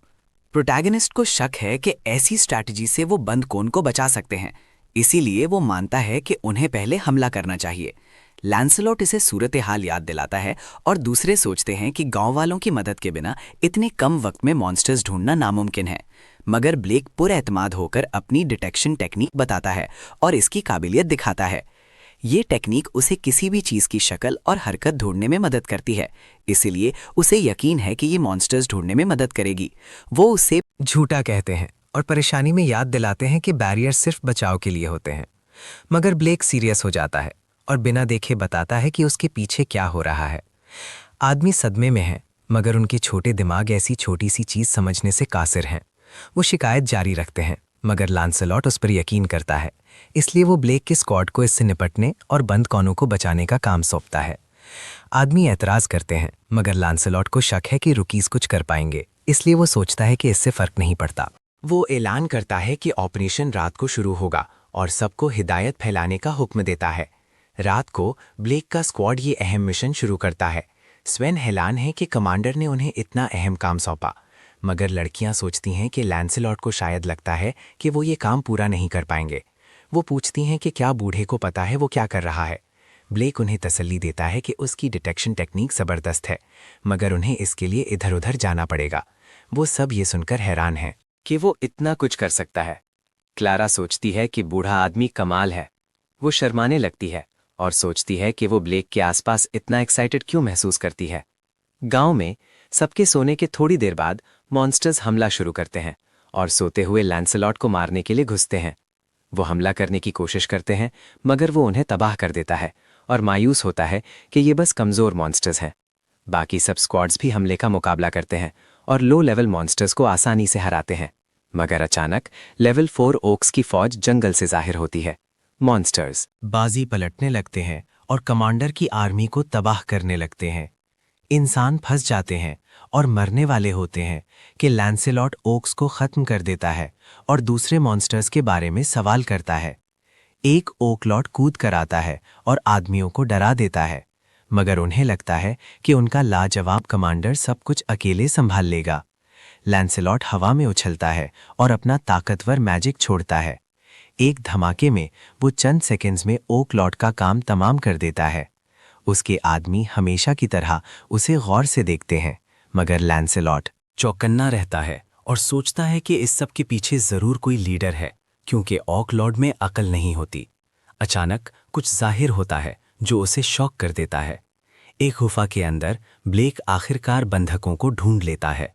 टीनेजर्स सबको आज़ाद करते हैं और उन्हें महफूज महसूस कराते हैं। ब्लेक कुछ सुनता है तो वो सब कुछ स्टूडेंट्स पर छोड़कर अंदर भागता है। गांव में लैंसेलॉट हिचकिचाता है जब बेहिसाब ऑरा वाला बड़ा मॉन्स्टर उसके सामने आता है। दूसरे आदमी मानते हैं कि ये लेवल 8 है, जिसका मतलब है कि उनका कोई चांस नहीं, इसीलिए वो डरपोक बनकर सब कुछ लैंसेलॉट पर छोड़ देते हैं। बड़ा मॉन्स्टर हमला शुरू करता है और कैप्टन को चैलेंज करता है कि अपनी इज्जत बचाए और दिखाए कि वो क्या कर सकता है। क्योंकि कमांडर ने अभी अपना मैजिक यूज किया था, उसे शक है कि वो एक से ज्यादा हमला कर पाएगा, इसीलिए वो मायूस होने लगता है। उसके आदमी उसे चीयर करते हैं तो कैप्टन फिर से पुरएतमाद महसूस करता है। उसे लगता है वो जीत जाएगा, मगर मॉन्स्टर उस पर हमला करके उसे फौरन जमीन पर ले आता है। वो शैतानी मॉन्स्टर लड़ाई खत्म करने के लिए आगे बढ़ता है, लेकिन ब्लेक ऐन वक्त पर कूदकर अपनी टेक्निक से कमांडर को शील्ड कर लेता है, जिससे सब हैरान रह जाते हैं। ब्लेक उस भारी कुल्हाड़ी के वार को रोकने में कामयाब हो जाता है, जिससे लड़के हिल जाते हैं। फिर हमारा हीरो लैंसेलॉट की तरफ मुड़ता है और उसे हील करना शुरू कर देता है। लैंसेलॉट शॉक हो जाता है कि ब्लेक होली मैजिक यूज कर रहा है, क्योंकि उसे लगा था वो सिर्फ बैरियर मैजिक जानता है। हीरो वजाहत करता है कि ये बैरियर हीलिंग टेक्निक है जो जिस्म को रीजनरेट करती है। जायंट की आंखें गुस्से से चमकती हैं और वो अपना कुल्हाड़ा बार बार बैरियर पर मारता है। ब्लेक लैंसेलॉट से पूछता है कि क्या उनकी जीतने का कोई चांस है, जिस पर वो कहता है कि हाँ, अगर वो हाई लेवल मैजिक यूज करे। लेकिन लैंसेलॉट बताता है कि इसके लिए जरूरी है कि जायंट अपना गार्ड नीचे करे। हीरो को एक आइडिया आता है, वो रास्ता बनाएगा और खुद लड़ेगा, जिससे लैंसेलॉट उलझन में पड़ जाता है कि ब्लेक अपनी बैरियर टेक्निक से कैसे लड़ेगा। लेकिन बताने के बजाय प्रोटैगनिस्ट करके दिखाता है। उसका जिस्म चमकता है और वो बैरियर से गुजरकर जायंट को एक जोरदार किक मारता है, जिससे जायंट जमीन पर जा गिरता है। ये देखकर लड़के हिल जाते हैं कि ब्लेक ने जायंट को नीचे गिरा दिया। शर्मिंदा होकर जायंट उठता है और चिल्लाता है। गुस्से में वो दोबारा हमला करने वाला होता है, पर ब्लेक ने सब प्लान कर रखा है। वो अपनी बैरियर मैजिक से उसे डिस्ट्रैक्ट करता है और लैंसेलॉट अपना हाई लेवल मैजिक यूज करता है। लड़के चीयर करते हैं और लैंसेलॉट पूरी ताकत से जायंट को उड़ा देता है।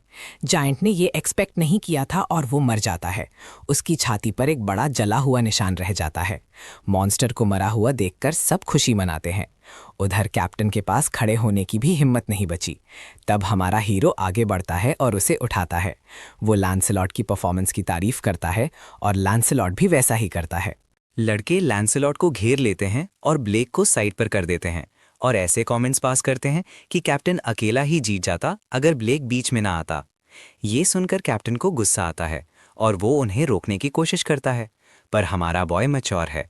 वो समझता है कि शायद कैप्टन को उसकी ज़रूरत नहीं थी, पर आखिर में वो भी इंसान है और मिलकर लड़ना ज़रूरी है। एक लड़का गुस्से में ब्लेक का कॉलर पकड़ता है, पर प्रोटैगनिस्ट सख्ती से उसका हाथ हटा देता है और समझाता है कि कैप्टन भी दिल रखने वाला इंसान है। उसकी पकड़ की मजबूती देखकर वो लड़का डर जाता है और चला जाता है। बाद में बंधकों को वापस गांव भेज दिया जाता है, हत्ता कि गांव का चीफ भी माफी मांगता है। जायंट बारबारोसा की पहचान राज ही रहती है। सब हल होने के बावजूद लड़कियां काफी थकी हुई लगती हैं। इसी दौरान ब्लेक को कैप्टन के साथ ड्रिंक पर बुलाया जाता है। लैंसेलॉट इस अचानक दावत के लिए माफी मांगता है, पर प्रोटैगनिस्ट उसे यकीन दिलाता है कि ये पहली बार है कि किसी ने उसे बुलाया है, इसीलिए वो बुरा नहीं बल्कि खुश महसूस कर रहा है। इत्तेफाक से कैप्टन ने भी पहली बार किसी को इनवाइट किया है। माहौल थोड़ा फॉर्मल लगता है तो लैंसेलॉट उसे रिलैक्स होने को कहता है। फिर वो दोनों रात को सेलिब्रेट करते हैं। अगले दिन हमारा प्रोटैगनिस्ट छुट्टी के बाद ताज़ा दम महसूस करता है और शहर में घूमने निकलता है। वो एलिस का शुक्रगुजार है अपनी नई जिंदगी के लिए। जब वो ख्यालों में गुम होता है तो एक चोखा पहने औरत उससे टकरा जाती है। वो पूछता है कि क्या वो ठीक है, पर वो उसका हाथ पकड़कर उसे अपने साथ ले जाती है। दूसरी तरफ नाइट्स उस औरत को परेशानी में ढूंढ रहे होते हैं।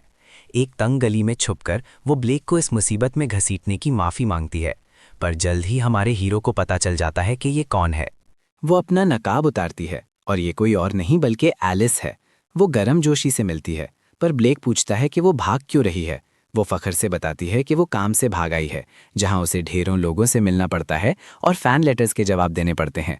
वो शोर मचाती है कि ब्लेक को इस मुश्किल का अंदाज़ा नहीं। ईडा और बाकी लोगों को कम काम मिलता है, इसीलिए वो भाग आई। ब्लेक समझ जाता है कि उसे ब्रेक की ज़रूरत है। वो उसे अपने साथ घूमने की दावत देता है ताकि उसकी मदद का शुक्रिया अदा कर सके। वो खुशी से मान जाती है और उसे अपनी पसंदीदा जगह ले जाती है। फिर वो 2 लंच बॉक्स निकालती है जिनमें सैंडविचेस हैं। ब्लेक हैरान होता है कि वो 2 क्यों लाई थी। पहला निवाला खाकर उसे एहसास होता है कि एलिस बहुत अच्छी कुक है। एलिस बताती है कि उसे घर के काम पसंद है, जो कि हीरो के लिए अजीब बात है। हीरो बनने से पहले वो गांव की एक मामूली लड़की थी। फिर एक दिन उसे गॉडेस की ब्लेसिंग मिली और वो डीमन किंग को हराने निकली। एक लड़की जिसने कभी तलवार नहीं पकड़ी थी, उसे सख्त ट्रेनिंग करनी पड़ी। वो अपनी मुश्किलात को याद करती है, लेकिन क्योंकि वो डीमन किंग को हरा चुकी है, अब अमन कायम हो गया है। अचानक ब्लेक खड़ा होता है और कहता है कि वो बस एक पुराना बैरियर मांगे है। फिर वो कन्फेस करता है कि वो एलिस को प्रोटेक्ट करना चाहता है, बिल्कुल वैसे ही जैसे उसने डीमन रेल्म के खिलाफ बैरियर्स लगाकर सबको प्रोटेक्ट किया था। ये सुनकर एलिस थोड़ा नर्वस हो जाती है क्योंकि वो खुद हीरो है, पर ब्लेक कहता है कि एलिस एक अच्छी इंसान है। उसे ब्लेक के अल्फाज अच्छे लगते हैं। बाद में वो वापस शहर जाकर जल्द मिलने का वादा करके अलविदा कहते हैं। लेकिन एक दीवार के पीछे एक चोगा पहने आदमी गुस्से में ब्लेक को मर जाने की बद्दुआ देता है। गंधर पागल हो जाता है जब उसे बताया जाता है कि उसे मेबिल रीजन भेजा जा रहा है। वो एहतजाज करता है कि ये डिमोशन जैसा है, पर ये उसकी बदसलूकी का नतीजा था। सिर्फ यही नहीं, ट्रेनिंग यूनिट में भी उसने तमाशा किया था, इसलिए अब उसे कोई नहीं बचा सकता। वो हाई रैंकिंग नोबल होने का दावा करता है, पर अब ये मायने नहीं रखता। हुक्म दिया जाता है कि वो बॉर्डरलाइंस जाए। गुंथर हॉल में चलता है तो सब उसकी डिमोशन की बातें कर रहे होते हैं, जिससे उसे शर्मिंदगी और गुस्सा महसूस होता है। वो सबको चुप रहने का कहता है और गुस्से में हॉल को मैजिक से तोड़ने लगता है। बाद में उसे निकाल दिया जाता है। वो सोचता है कि अचानक उसके साथ कचरे जैसा सलूक क्यों हो रहा है। फिर उसे ख्याल आता है कि लेडी हीरो शायद उसकी कदर करेगी। वो उससे प्यार करता था और उसका साथी बनना चाहता था, पर एलिस ने कभी उसे नोटिस नहीं किया और इसकी वजह ब्लेक था। इसीलिए वो ब्लेक से नफरत करने लगा। जब उसने अपनी क्रश एलिस को अपने दुश्मन ब्लेक के साथ हंसते हुए देखा तो वो जल भुन गया। उसे लगता है कि ब्लेक की जगह उसे होना चाहिए था। अब उसका प्लान साफ है। वो ब्लेक को मारकर एलिस को हासिल करेगा। वो शैतानी हंसी हंसता है। अगले दिन कैप्टन हुक्म देता है कि आने वाले डीमन किंग सबजुगेशन इवेंट के लिए वीआईपीज को गार्ड किया जाए। ब्लेक सोचता है उन्हें क्या काम मिलेगा। अनाउंसमेंट के बाद सब ब्लेक और उसके दोस्तों की तरफ देखते हैं। पता चलता है कि उन्हें लीडी हीरो और उसकी पार्टी का एस्कॉर्ट बनाया गया है। लोग बातें करते हैं कि ट्रेनीज को इतना बड़ा काम कैसे मिल गया। असल में ये कैप्टन और एलिस की रिकमेंडेशन थी, क्योंकि उन्होंने मॉन्स्टर अटैक के दौरान अच्छा काम किया था। ब्लेक ने ना सिर्फ गंथर को हराया, बल्कि ईडा और एलिस भी उस पर ट्रस्ट करते हैं। कैप्टन हुक्म देता है कि सब अपनी जिम्मेदारियां संभालें। बाद में ब्लेक और उसके दोस्त एलिस के कमरे के बाहर खड़े होते हैं। स्वेन नर्वस है और उसकी टांगें कांप रही हैं। थेरेसा और क्लारा उसे हिम्मत दिलाती हैं, हालांकि वो खुद डर रही हैं। स्वेन अंदर जाता है। अंदर एलिस और ईडा उन्हें देखकर खुश होते हैं। ब्लेक के दोस्त हैरान हैं कि उनके सामने लेडी हीरो और लेडी ईडा हैं। ब्लेक नॉर्मल तरीके से मिलता है। उनकी बातों से ब्लेक के दोस्तों को एहसास होता है कि ये वाकई दोस्त हैं। जब वो बैठते हैं तो सिवाय ब्लेक के सब नर्वस हैं। ईडा और एलिस उन्हें रिलैक्स होने का कहती हैं। ब्लेक खुश है कि उन्हें इतनी प्रेस्टीजियस पार्टी ने रेकमेंड किया। उसके दोस्त सोचते हैं कि वो ब्लेक को आम आदमी समझते थे, पर ये तो बिल्कुल उल्टा निकला। एक नाइट एलिस को कहता है कि इनमें सिर्फ ब्लेक ही काबिल लगता है, बाकी तीनों कमज़ोर नॉविस मैजिशियंस लगते हैं, उन्हें बदल देना चाहिए। ये सुनकर तीनों और नर्वस हो जाते हैं, पर थरीसा खड़ी होकर दरख्वास्त करती है कि उन्हें ये ड्यूटी करने दें। बाकी दोनों भी उसका साथ देते हैं कि वो दिखने से ज़्यादा ताकतवर है। नाइट आहें भरकर कहता है कि उनका टेस्ट होगा। अगर वो एक हमला भी कर पाए तो जीत जाएंगे। नाइट कहता है वो मैजिक यूज़ नहीं करेगा, जो कि उनकी तौहीन लगती है। गुस्से में वो तीनों हमला करते हैं, पर नाइट आसानी से डॉज कर लेता है। स्वेन को यकीन नहीं आता। नाइट बताता है कि वो लेडी वॉलबर्गा का ट्रेन किया हुआ है, इसलिए मजिशियन से नहीं हार सकता। वो ये कहकर जाने लगता है कि कमज़ोर लोगों को एस्कॉट नहीं बनाया जा सकता। दूसरी तरफ ब्लेक सेरेमनी की डेट पूछता है। एलिस बताती है 3 हफ्ते बाद है। ब्लेक नाइट को यकीन दिलाता है कि वो इन 3 हफ्तों में अपने दोस्तों को स्ट्रॉन्ग बना देगा। नाइट मान जाता है और कहता है वो इवेंट से 3 दिन पहले दोबारा टेस्ट लेगा। ब्लेक के साथ ही मोटिवेशन के साथ मान जाते हैं। एलिस और ईडा भी उन्हें सपोर्ट करती हैं। नाइट को कम वक्त की वजह से उम्मीद नहीं, पर वो कहते हैं वो सख्त ट्रेनिंग करेंगे। थोड़ी देर बाद तीनों दोस्त मेका फॉरेस्ट में मॉन्स्टर्स के आगे भागते हुए नजर आते हैं और चीखते हैं कि वो अभी मरने के लिए तैयार नहीं हैं। जान बचाकर भागते हुए वो अपनी ट्रेनिंग जारी रखते हैं ताकि खुद को साबित कर सकें। ब्लेक और एलिस भी उनके पीछे लगे हैं। भले ही हालात मुश्किल हैं, वो हार मानने वालों में से नहीं, और इसी जोश के साथ वो आने वाले टेस्ट के लिए तैयार हो रहे हैं। वो चीख रहे हैं कि लेवल 3 मॉन्स्टर को हराना उनकी करंट लेवल पर नामुमकिन है। इसी दौरान ब्लेक उन्हें हिम्मत देता है, क्योंकि भागने से वो मजबूत नहीं होंगे। स्वेन समझ जाता है कि मॉन्स्टर्स पीछा नहीं छोड़ेंगे, तो वो फायर मैजिक फेंकता है, मगर मॉन्स्टर बच जाता है और कुल्हाड़ी से हमला करता है। स्वेन बाल बाल बचता है और सबके जहन में यही सवाल आता है कि इसे कैसे हराया जाए। ब्लेक जोर से मशवरा देता है कि उन्हें प्लान बनाना होगा, वरना उनकी ट्रेनिंग किसी काम की नहीं होगी। अचानक एक मॉन्स्टर स्वेन पर पीछे से हमला करने वाला होता है, मगर बैरियर मैजिक यूज करके ब्लेक उसे बचा लेता है। ये ब्लेक की तरफ से तसल्ली है कि वो हिफाजत के लिए खड़ा है। आखिरकार तीनों को दोबारा शुरू करने की मोटिवेशन मिलती है। उन्हें हीरो की बात याद आती है कि वो सिर्फ बैरियर पिकनिक सिखा सकता है, इसीलिए उन्हें अपनी मौजूदा सलाहियतें इस्तेमाल करनी होंगी। वो जल्दी से अपने फिजिकल एट्रीब्यूट्स बढ़ाते हैं। वो मॉन्स्टर्स के हमलों से बचते हैं और जब भी मॉन्स्टर अपना गार्ड नीचे करता है वो हमला कर देते हैं, और अच्छी खासी टीम वर्क के बाद वो मॉन्स्टर को गिरा देते हैं और अपनी पहली कामयाबी का जश्न मनाते हैं। ब्लेक ऊपर से उन्हें देखता है जबकि वो बात करते हैं कि टीम वर्क उन्हें मजबूत बनाएगी। दूसरे दिन हमारा प्रोटैगनिस्ट उन्हें हाइक पर ले जाता है ताकि जिस्मानी ताकत बढ़े। तीसरे दिन वो उन्हें चैलेंज करता है कि दुश्मन की हरकतों से हमले का अंदाज़ा लगाएं, और बस इसी तरह दिन गुजर जाते हैं। उनकी जांच का दिन आ जाता है और नाइट उनके सामने खड़ा है ताकि उनकी काबिलियत देख सके। पुरअज़्म होकर वो तीनों मानते हैं कि वो पिछली बार से वाकई ज़्यादा ताकतवर हैं। नाइट उनका ओवर कॉन्फिडेंस नोट करता है और सोचता है कि क्या उन्हें जल्द हकीकत का सामना करना पड़ेगा। इसके साथ ही जांच शुरू होती है और स्वेन पहला हमला करता है, मगर नाइट तेजी से दिफा करता है और हमले को बेकार कहता है। लेकिन क्लारा साइड से हमला करती है और स्वेन की हिमायत करती है कि उसका हमला बेकार नहीं था। नाइट के लिए दूसरा हमला टालना कोई बड़ी बात नहीं, मगर वो नोट करता है कि वो जिस्मानी तौर पर मजबूत हो गए हैं। नाइट को मानना पड़ता है कि उनकी टीम वर्क काबिले तारीफ है। इसी दौरान वो तीनों हाँप रहे हैं, ये जानते हुए कि नाइट कितना ताकतवर है। नाइट उनका मजाक उड़ाता है कि क्या उनके पास बस यही है। इसलिए वो अपनी पूरी जान लगाने का फैसला करते हैं, क्योंकि कोई चारा नहीं। पलक झपकते ही वो नाइट को घेर लेते हैं और अपना नया मैजिक दिखाते हैं। फिर वो अपने एट्रीब्यूट्स जाहिर करते हैं जो नाइट को हैरान कर देते हैं, क्योंकि ये इंटरमीडिएट लेवल है जिसकी उसे तवक्को नहीं थी। लेकिन उसकी तेजी उसे बचा लेती है और वो हमले से बच निकलता है। स्वेन जमीन पर गिरा सोचता है कि नाइट ने ये कैसे किया। एलिस ऐलान करती है कि खत्म हो गया, जबकि स्वेन और उसके दोस्त रोने वाले हैं क्योंकि उनकी मैजिकल पावर खत्म हो चुकी है। मगर ब्लेक उन्हें तसल्ली देता है कि वो सिर्फ 3 हफ्तों में इतने ताकतवर बने हैं और उन्हें शुक्रगुजार होना चाहिए। उनकी हैरत की इंतहा नहीं रहती जब नाइट उनके पास आकर बताता है कि वो टेस्ट पास कर चुके हैं। उन्हें समझ नहीं आता क्योंकि वो तो हार गए थे।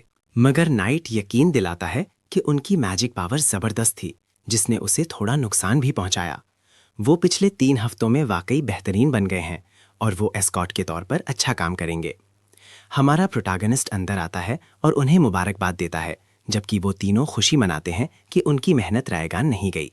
उधर एलिस और एडा सोचते हैं कि वो उस्ताद और शागिर्द लग रहे हैं। वो ब्लेक और उसकी टीम के साथ महफूज महसूस करती हैं और कॉन्फिडेंट है कि सेरेमनी सेफ होगी। लेकिन एडा बताती है कि कुछ अफवाहें गर्दिश कर रही हैं, इसलिए वो उम्मीद करती है कि सब ठीक रहे। सब्जुगेशन सेरेमनी का दिन आ जाता है। हीरोज पार्टी पहुंचती है और वहां फैंस का बड़ा हुजूम है। स्वेन, क्लारा और टेरेसा जानते हैं कि उन्हें बहुत चौकन्ना रहना है। एलिस के 2 साथी दूसरी गाड़ी में हैं जो ब्लेक नोटिस करता है। अचानक एलिस और एडा हमारे प्रोटैगनिस्ट से बात करने आती हैं, मगर वो मना कर देता है क्योंकि वो अपनी ड्यूटी पर फोकस करना चाहता है, ये जानते हुए कि वो नाकाम नहीं हो सकता। पहले उसे नाइट ने बताया था कि हीरो और उसके साथियों को मारने का प्लान है क्योंकि उन पर पहले भी असैसिनेशन और किडनैपिंग की कोशिशें हो चुकी हैं। नाइट उन्हें हिफाजत करने का हुक्म देता है, इसलिए ब्लेक खतरा भांपकर ज्यादा मोहतात रहता है। भीड़ में गंथर खड़ा है और गुस्से में उनकी तरफ लपकता है। वो वहीं रुक जाता है, जबकि ब्लेक देख लेता है कि ये गंथर है। नाइट्स को हुक्म है कि अगर गंथर मुजाहमत करे तो रहम ना करें, मगर गंथर का बस एक ही मकसद है, ब्लेक को मारना और एलिस को छुड़ाना। एक नाइट गंथर को रोकने आता है, मगर गंथर उस पर हमला कर देता है, जिससे लोग पैनिक हो जाते हैं। कुछ ही मिनट्स में भीड़ भाग जाती है। ईडा जल्दी से नाइट को हील करने आती है, जो गंथर के हाथों जल गया था। अचानक ब्लेक के तीनों साथी गंथर पर हमला करते हैं और उसे पकड़ लेते हैं। वो उन्हें छोड़ने के लिए चिल्लाता है, मगर वो उसे जमीन पर गिराने में कामयाब हो जाते हैं। वो प्रोटैगनिस्ट को देखता है और उसे बद्दुआएं देने लगता है। वो गुस्से में अपना फायर एट्रीब्यूट यूज करता है, ये चीखते हुए कि अगर एलिस उसकी नहीं हो सकती तो वो सब कुछ चलाकर राख कर देगा। वो हमला करने में कामयाब होता है, मगर ब्लेक का बैरियर सबको बचा लेता है। गनखर हीरो के लिए नफरत उगलता है, मगर एलिस उदासी से पूछती है कि वो विलन क्यों बन रहा है। वो उससे वापस आने की भीख मांगता है और उस दिन की बात करता है जब उन्होंने मोहब्बत का इजहार किया था। एलिस हैरान है क्योंकि उनकी कभी ठीक से बात भी नहीं हुई। गंथर चिल्लाता है कि उसे उसका प्यार वापस चाहिए। एडा को उस पर तरस आता है क्योंकि वो वहम का शिकार है। अचानक लेडी हीरो ब्लेक की तरफ मुड़ती है और सफाई देती है कि उसने कभी किसी को डेट नहीं किया, जिस पर हीरो दंग रह जाता है। फिर एलिस ऐलान करती है कि हमलावर पकड़ा गया है और सबको यकीन दिलाती है कि अब कुछ बुरा नहीं होगा। सब दोबारा जश्न मनाना शुरू करते हैं और लेडी हीरो खुश हैं कि उन्होंने एस्कॉट्स रख लिए। ब्लेक खुश है कि वो और उसके साथी किसी काम आ सके।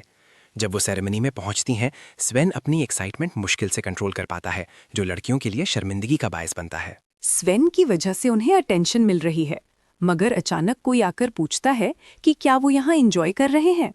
जब वो पीछे देखते हैं तो ईडा और एलिस बहुत खूबसूरत लग रही होती हैं। सब उनकी खूबसूरती देखकर हैरान रह जाते हैं। ब्लेक भी तारीफ किए बिना नहीं रह सका। एलिस शर्मा गई, जबकि ईडा ने सिर्फ शुक्रिया कहा। फिर कैप्टन वहां आया और बोला कि उन्होंने वहां बहुत अच्छा परफॉर्म किया। मगर हमारा प्रोटैगनिस्ट डाउन टू अर्थ है, इसीलिए उसने टॉपिक चेंज करके सारा क्रेडिट स्वेन और लड़कियों को दे दिया। तीनों प्राउड फील करते हैं, पर स्वेन थोड़ा ओवर कॉन्फिडेंट हो जाता है। फिर ब्लेक क्लारा की तरफ मुड़ता है और उसकी परफॉर्मेंस की भी तारीफ करता है। एलिस सोचती है कि हीरो लैंसेलॉट के इतना करीब कैसे आ गया, और वो बस एक दूसरे को देखते हैं। बाद में सब इवनिंग एंजॉय करते हैं, जबकि स्वेन, क्लारा और टेरेस को लोग अजीब नज़रों से देखते हैं, जैसे वो इंसान नहीं बल्कि कोई कचरा हो। ब्लेक को अनकंफर्टेबल फील होता है, पर वो इग्नोर कर देता है और वॉल और रुआ हरमीना का पूछता है। एडा बताती है कि वॉल पार्टिसिपेट नहीं करना चाहता। इस दौरान हरमीना नोबल्स के साथ घूम रही है, लेकिन हीरो को यकीन है कि वो जल्द मिलेंगे। डांस शुरू होता है और जैज बैंड कमाल म्यूजिक बजाता है। एलिस डांस के लिए ब्लेक को हाथ देती है। हालांकि हीरो ने पहले कभी डांस नहीं किया, वो उसे पकड़ लेती है और लीड फॉलो करने को कहती है। दोनों डांस करते हुए बहुत अच्छा वक्त गुजारते हैं। एडा और क्लारा उन्हें घूर कर देख रहे होते हैं। फिर प्रोटैगनिस्ट एडा को डांस के लिए इनवाइट करता है और वो खुशी से हाथ दे देती है। उन्हें डांस करते देख कैप्टन मुस्कुराता है, जो एलिस नोटिस कर लेती है। कैप्टन को यकीन नहीं आता कि वो मुस्कुरा भी सकता है और इस बदलाव का क्रेडिट ब्लेक को देता है। एलिस और लैंसेलॉट दोनों मानते हैं कि वो मिस्टीरियस है पर स्पेशल भी, क्योंकि लोग उससे आसानी से इन्फ्लुएंस हो जाते हैं, चाहे अच्छे के लिए हो या बुरे के लिए। लैंसेलॉट समझ जाता है कि एलिस का इशारा गंथर की तरफ था। एलिस अभी भी परेशान है कि गंथर के साथ क्या होगा। कैप्टन कहता है कि सज़ा शायद सरकलम करना होगी, क्योंकि वो अपनी मोहब्बत के बजाय ऑब्सेशन में फंस गया था। ये सुनकर एलिस को थोड़ी तसल्ली मिलती है। कुछ दिन बाद ब्लेक और उसकी टीम को दूसरे मुल्क की एक्सपीडिशन का बताया जाता है। ईडा और एलिस घबराकर हंसती हैं और किस्मत को ब्लेम करती हैं। मकसद डीमन किंग की हार और पूरी सिचुएशन के बारे में बताना है।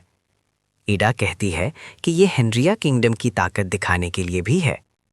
दोनों लेडीज बैरियर मेज से रिक्वेस्ट करती हैं कि उनकी गैर मौजूदगी में किंगडम का ख्याल रखें। फिर ईडा उसके कान में कहती है कि वापस आने पर वो उस पर डिपेंड करेगी। वो हंसता है और मान जाता है। कुछ देर बाद वो अलविदा कहते हैं। कैप्टन जानता है कि डीमन किंग को हराने के बाद पहली बार हीरो की पार्टी कैपिटल से निकली है और उम्मीद करता है कुछ बुरा ना हो। मगर गंथर की एक झलक दिखाई देती है, जिसके चेहरे पर एक शैतानी मुस्कुराहट होती है। पार्टी के जाने के एक हफ्ते बाद भी कुछ नहीं होता। कई हफ्ते गुजरने के बावजूद गंथर सेल में सड़ रहा है। उधर स्वेन, क्लारा और टेरेस सख्त ट्रेनिंग कर रही हैं। स्वेन सोचता है कि उन्हें मिशंस क्यों नहीं मिल रहे, सिर्फ ट्रेनिंग क्यों। क्लारा और टेरेस जानते हैं कि मिशंस ट्रेनिंग से ज़्यादा मुश्किल होंगे, पर स्वेन को अपनी फिजिकल एबिलिटीज चेक करनी है, इसलिए वो मिशन पर जाना चाहता है। अचानक ब्लेक गुस्से से पीछे देखता है और स्वेन को लगता है उसने कुछ गलत किया, लेकिन असल में मियाज़मा की एक बड़ी लहर आ रही थी जो हमारे हीरो ने सेंस कर ली। कैप्टन और प्रोटैगनिस्ट जानते हैं कि उन्हें वहां होना चाहिए, तो वो चेक करने जाते हैं कि क्या चल रहा है। जो वो देखते हैं उससे वो चौंक जाते हैं। पूरा शहर मियाज़मा के असर में है। एक बच्चा और उसकी माँ उसमें घिरने वाले होते हैं कि हीरो बैरियर मैजिक से उन्हें बचा लेता है। फिर वो अपना मैजिक यूज़ करके पूरे रॉयल कैपिटल पर बैरियर लगा देता है। कैप्टन देखता है कि मियाज़मा कम हो रहा है, पर यह ब्लेक के बैरियर की वजह से है। कैप्टन उसका शुक्रिया अदा करता है और पूछता है कि बैरियर कब तक रहेगा। ब्लेक बताता है कि वो इसे मज़ीद कुछ महीनों तक रख सकता है, लेकिन मैजिक इन्फ्यूजन सर्कल यूज़ नहीं कर सकता और वाइड एरिया फॉर्मूला के लिए वक्त कम है। अचानक उन्हें शहर में हमले नजर आते हैं जो ईविल मेजेस कर रहे हैं ताकि पूरा शहर खत्म हो जाए। कैप्टन फॉरन ब्लेक को शील्ड लगाने और नाइट्स को अपने एरिया संभालने का ऑर्डर देता है। ये अभी क्लियर नहीं कि ये किसी दूसरे मुल्क का हमला है या कोई बगावत कर रहा है। दूसरी तरफ स्वेन, क्लारा और टेरेस घबरा रहे हैं, समझ नहीं आ रहा क्या करें। इस दौरान कैप्टन और उसका क्रू सिविलियंस को बचाने की कोशिश कर रहे हैं। तीनों लोगों को छुपने में मदद करते हैं, पर ईविल मेजेस रॉयल मेजेस को देख लेते हैं और उन्हें मारने का फैसला करते हैं। वो बस स्वेन और टेरेस पर हमला करने ही वाले होते हैं। अब तीनों मिलकर टीम वर्क दिखाते हैं और कुछ मेजेस को गिरा देते हैं। उन्हें एहसास होता है कि ब्लेक की ट्रेनिंग के मुकाबले में दुश्मन को हराना कितना आसान है, लेकिन जल्दी ही वो दोबारा घिरा जाते हैं। कोई और रास्ता ना देखकर वो मुकाबला करने का फैसला करते हैं। वो कई मैचेस को हराने में कामयाब हो जाते हैं। तभी क्लारा एक बच्चे को देखती है जिस पर हमला होने वाला होता है और वो फौरन भागकर उसके आगे खड़ी हो जाती है। हमला होता है और स्वेन और टेरेस डर जाते हैं कि क्लारा मारी गई, पर हैरानी की बात है कि बैरियर मैजिस ने उसे और बच्चे को बाकी सिविलियंस के साथ बचा लिया। लोग अपने गिर्द बैरियर देखकर कंफ्यूज है। कैप्टन भी इस अचानक बैरियर पर हैरान है। वो ब्लेक को देखता है जिसने हर सिविलियन पर बैरियर लगा दिया है ताकि उन्हें ईविल मेजेस से बचा सके। टेरेस उस मेज पर हमला करता है जो क्लारा और बच्चे को मारने वाला था। फिर दोनों भागकर क्लारा के पास जाते हैं, पर क्लारा बताती है कि वो ब्लेक के बैरियर से महफूज है। स्वेन इधर उधर देखता है कि ओल्ड मैन कहाँ है। वो देखते हैं कि तकरीबन हर सिविलियन बैरियर में कवर है और तीनों बैरियर मेट से इंप्रेस हो जाते हैं। कैप्टन सबको लड़ने और बैरियर में रहने का हुक्म देता है, लेकिन रेबेल आर्मी की तादाद ज्यादा है और अगर ये बढ़ती रही तो किंग खतरे में पड़ सकता है। कैप्टन मैजिक कोर के ट्रूप्स का पूछता है, पर साथ ही बताता है कि वहां कोई नहीं है। वो ये जगह छोड़ भी नहीं सकते, वरना सिटीजन्स खतरे में होंगे और कासिल पहुंचने में वक्त लगेगा। इसीलिए वो ऑर्डर देता है कि कैसल नाइट्स और ब्लेक के हवाले किया जाए और बाकी लोग यहां संभालें। साथी को एहसास होता है कि ब्लेक कितना भरोसेमंद है। दूसरी तरफ नाइट्स चिल्लाते हैं कि बैंडिट्स को कैसल से दूर रखो, पर किसी तरह वो नाइट्स के होने के बावजूद अंदर आ जाते हैं। मगर उन्हें ये उम्मीद नहीं थी कि कैसल भी बैरियर मैजिक से कवर्ड होगा। जैसे ही वो कैसल के सामने खड़े होते हैं, नाइट्स उन्हें पीछे से मार देते हैं। नाइट्स ब्लेक की कोशिशों का शुक्रिया अदा करते हैं। बैंडिट्स ब्लेक और उसके बैरियर को तोड़ने की पूरी कोशिश करते हैं, पर वो बहुत ताकतवर हैं। अचानक एक बड़ा हाथ ब्लेक की टांग पकड़ता है और उसे नीचे खींचकर जमीन पर पटक देता है, लेकिन ब्लेक उठता है और उसे खरोच तक नहीं आती। पता चलता है कि बैंडिट्स में गंथर भी था। ब्लेक पूछता है कि क्या ये बगावत उसने की है, जिस पर गंथर चिल्लाता है कि एक हाई रैंकिंग नोबल से ऐसे बात मत करो। वो खून का प्यासा लग रहा है और कहता है कि वो प्रोटैगनिस्ट को मार देगा, पर ब्लेक पुरसुकून रहता है क्योंकि वो एक नोबल आदमी है। हीरो सोचता है गंथर जेल से बाहर क्या कर रहा है। गंथर अपने सपोर्टर्स का जिक्र करता है, पर हीरो को परवाह नहीं। वो ब्लेक को मारने आया है। ब्लेक को समझ नहीं आता कि गंथर ऐसा क्यों करेगा। दुश्मन उसे सारे हंगामे का जिम्मेदार ठहराता है। कहता है ब्लेक की वजह से वो डिमोट हुआ और बॉर्डरलैंड्स भेजा गया। सिर्फ यही नहीं, ब्लेक ने एलिस को भी उससे छीन लिया। लेकिन ब्लेक इस पूरे मामले को कर्मा समझता है। अगर गंथर ने सीधी तरह जिंदगी गुजारी होती तो ऐसा ना होता, और एलिस ने खुद कहा था कि वो कभी लवर्स नहीं थे, इसलिए बेहतर है कि अपनी गलती माने। ये सुनकर गंथर दांत पीसता है और ऐलान करता है कि वो ब्लेक को अपने सपोर्टर्स की मदद से जलाकर राख कर देगा। फिर वो उन्हें बैरियर मेज पर हमला करने का हुक्म देता है और सब एक साथ हीरो पर चढ़ दौड़ते हैं। बैरियर मेज पर इतने हमलों के बावजूद वो बैरियर बनाकर खुद को डिफेंड कर लेता है। रेबल्स पूरी ताकत लगाते हैं क्योंकि गंथर उन्हें ऑर्डर दे रहा है। ब्लेक जितना हो सके डिफेंड करता है, लेकिन फिर एक वक्त आता है जब उसका बैरियर टूट जाता है। गंथर इसे मौका समझता है और फौरन लगातार हमला करने का कहता है। प्रोटैगनिस्ट हवा में उड़ता है, जिससे गंथर को लगता है कि वो भागने की कोशिश कर रहा है, पर हीरो सिर्फ अटैक्स को अपने बैरियर मैजिक से काउंटर करता है। गंथर शैतानी हंसी हंसता है और सोचता है कि ब्लेक की ताकत कम हो गई है क्योंकि वो मैजिक यूज करके कैपिटल को भी बचा रहा है। वो उस पर हंसता है कि वो उन लोगों के लिए मर रहा है जो जीने के लायक नहीं। लेकिन हीरो डिसएग्री करता है और अपनी कामयाबी का क्रेडिट लोगों को देता है। ये सच्चाई सुनकर गंथर और गुस्सा हो जाता है और फिर हमला करता है, जिससे ब्लेक टॉर्च कर लेता है। तेजी से ब्लेक हरकत करता है और कई रेबल्स को गिरा देता है। गंथर कंफ्यूज होकर पीछे देखता है कि ब्लेक ने अभी क्या किया। ये एक मोबाइल बैरियर टेक्निक है जो ऑफेंसिव, डिफेंसिव और हीलिंग में काम आती है। ये सुनकर हमारा लड़का दुश्मन से कहता है कि उसे बताए ताकत क्या होती है, जो बहुत कमाल है, क्योंकि पहले सिर्फ यही पता था कि बैरियर डिफेंड करता है और होली मैजिक हील करता है। गंथर को समझ नहीं आता कि ब्लेक ने ये कैसे किया। ब्लेक ने यहाँ तक पहुँचने के लिए सख्त ट्रेनिंग की है, जिसे दुश्मन मजाक समझता है। वो फिर हमला करता है और ब्लेक हमेशा की तरह बचकर बाकी रेबल्स को मारता है जब तक सिर्फ गंथर रह जाता है। हीरो उसे सरेंडर करने को कहता है, पर गंथर के पास एक चमकता हुआ क्रिस्टल है जो वो निगल लेता है, जिससे वो इनविंसिबल हो जाता है। वो इसे एलिस पर यूज करना चाहता था ताकि वो उसकी बात माने, पर ब्लेक ऐसा नहीं होने देगा, जिससे गंथर और गुस्सा हो जाता है क्योंकि हीरो एलिस का प्रोटेक्टर बन रहा है।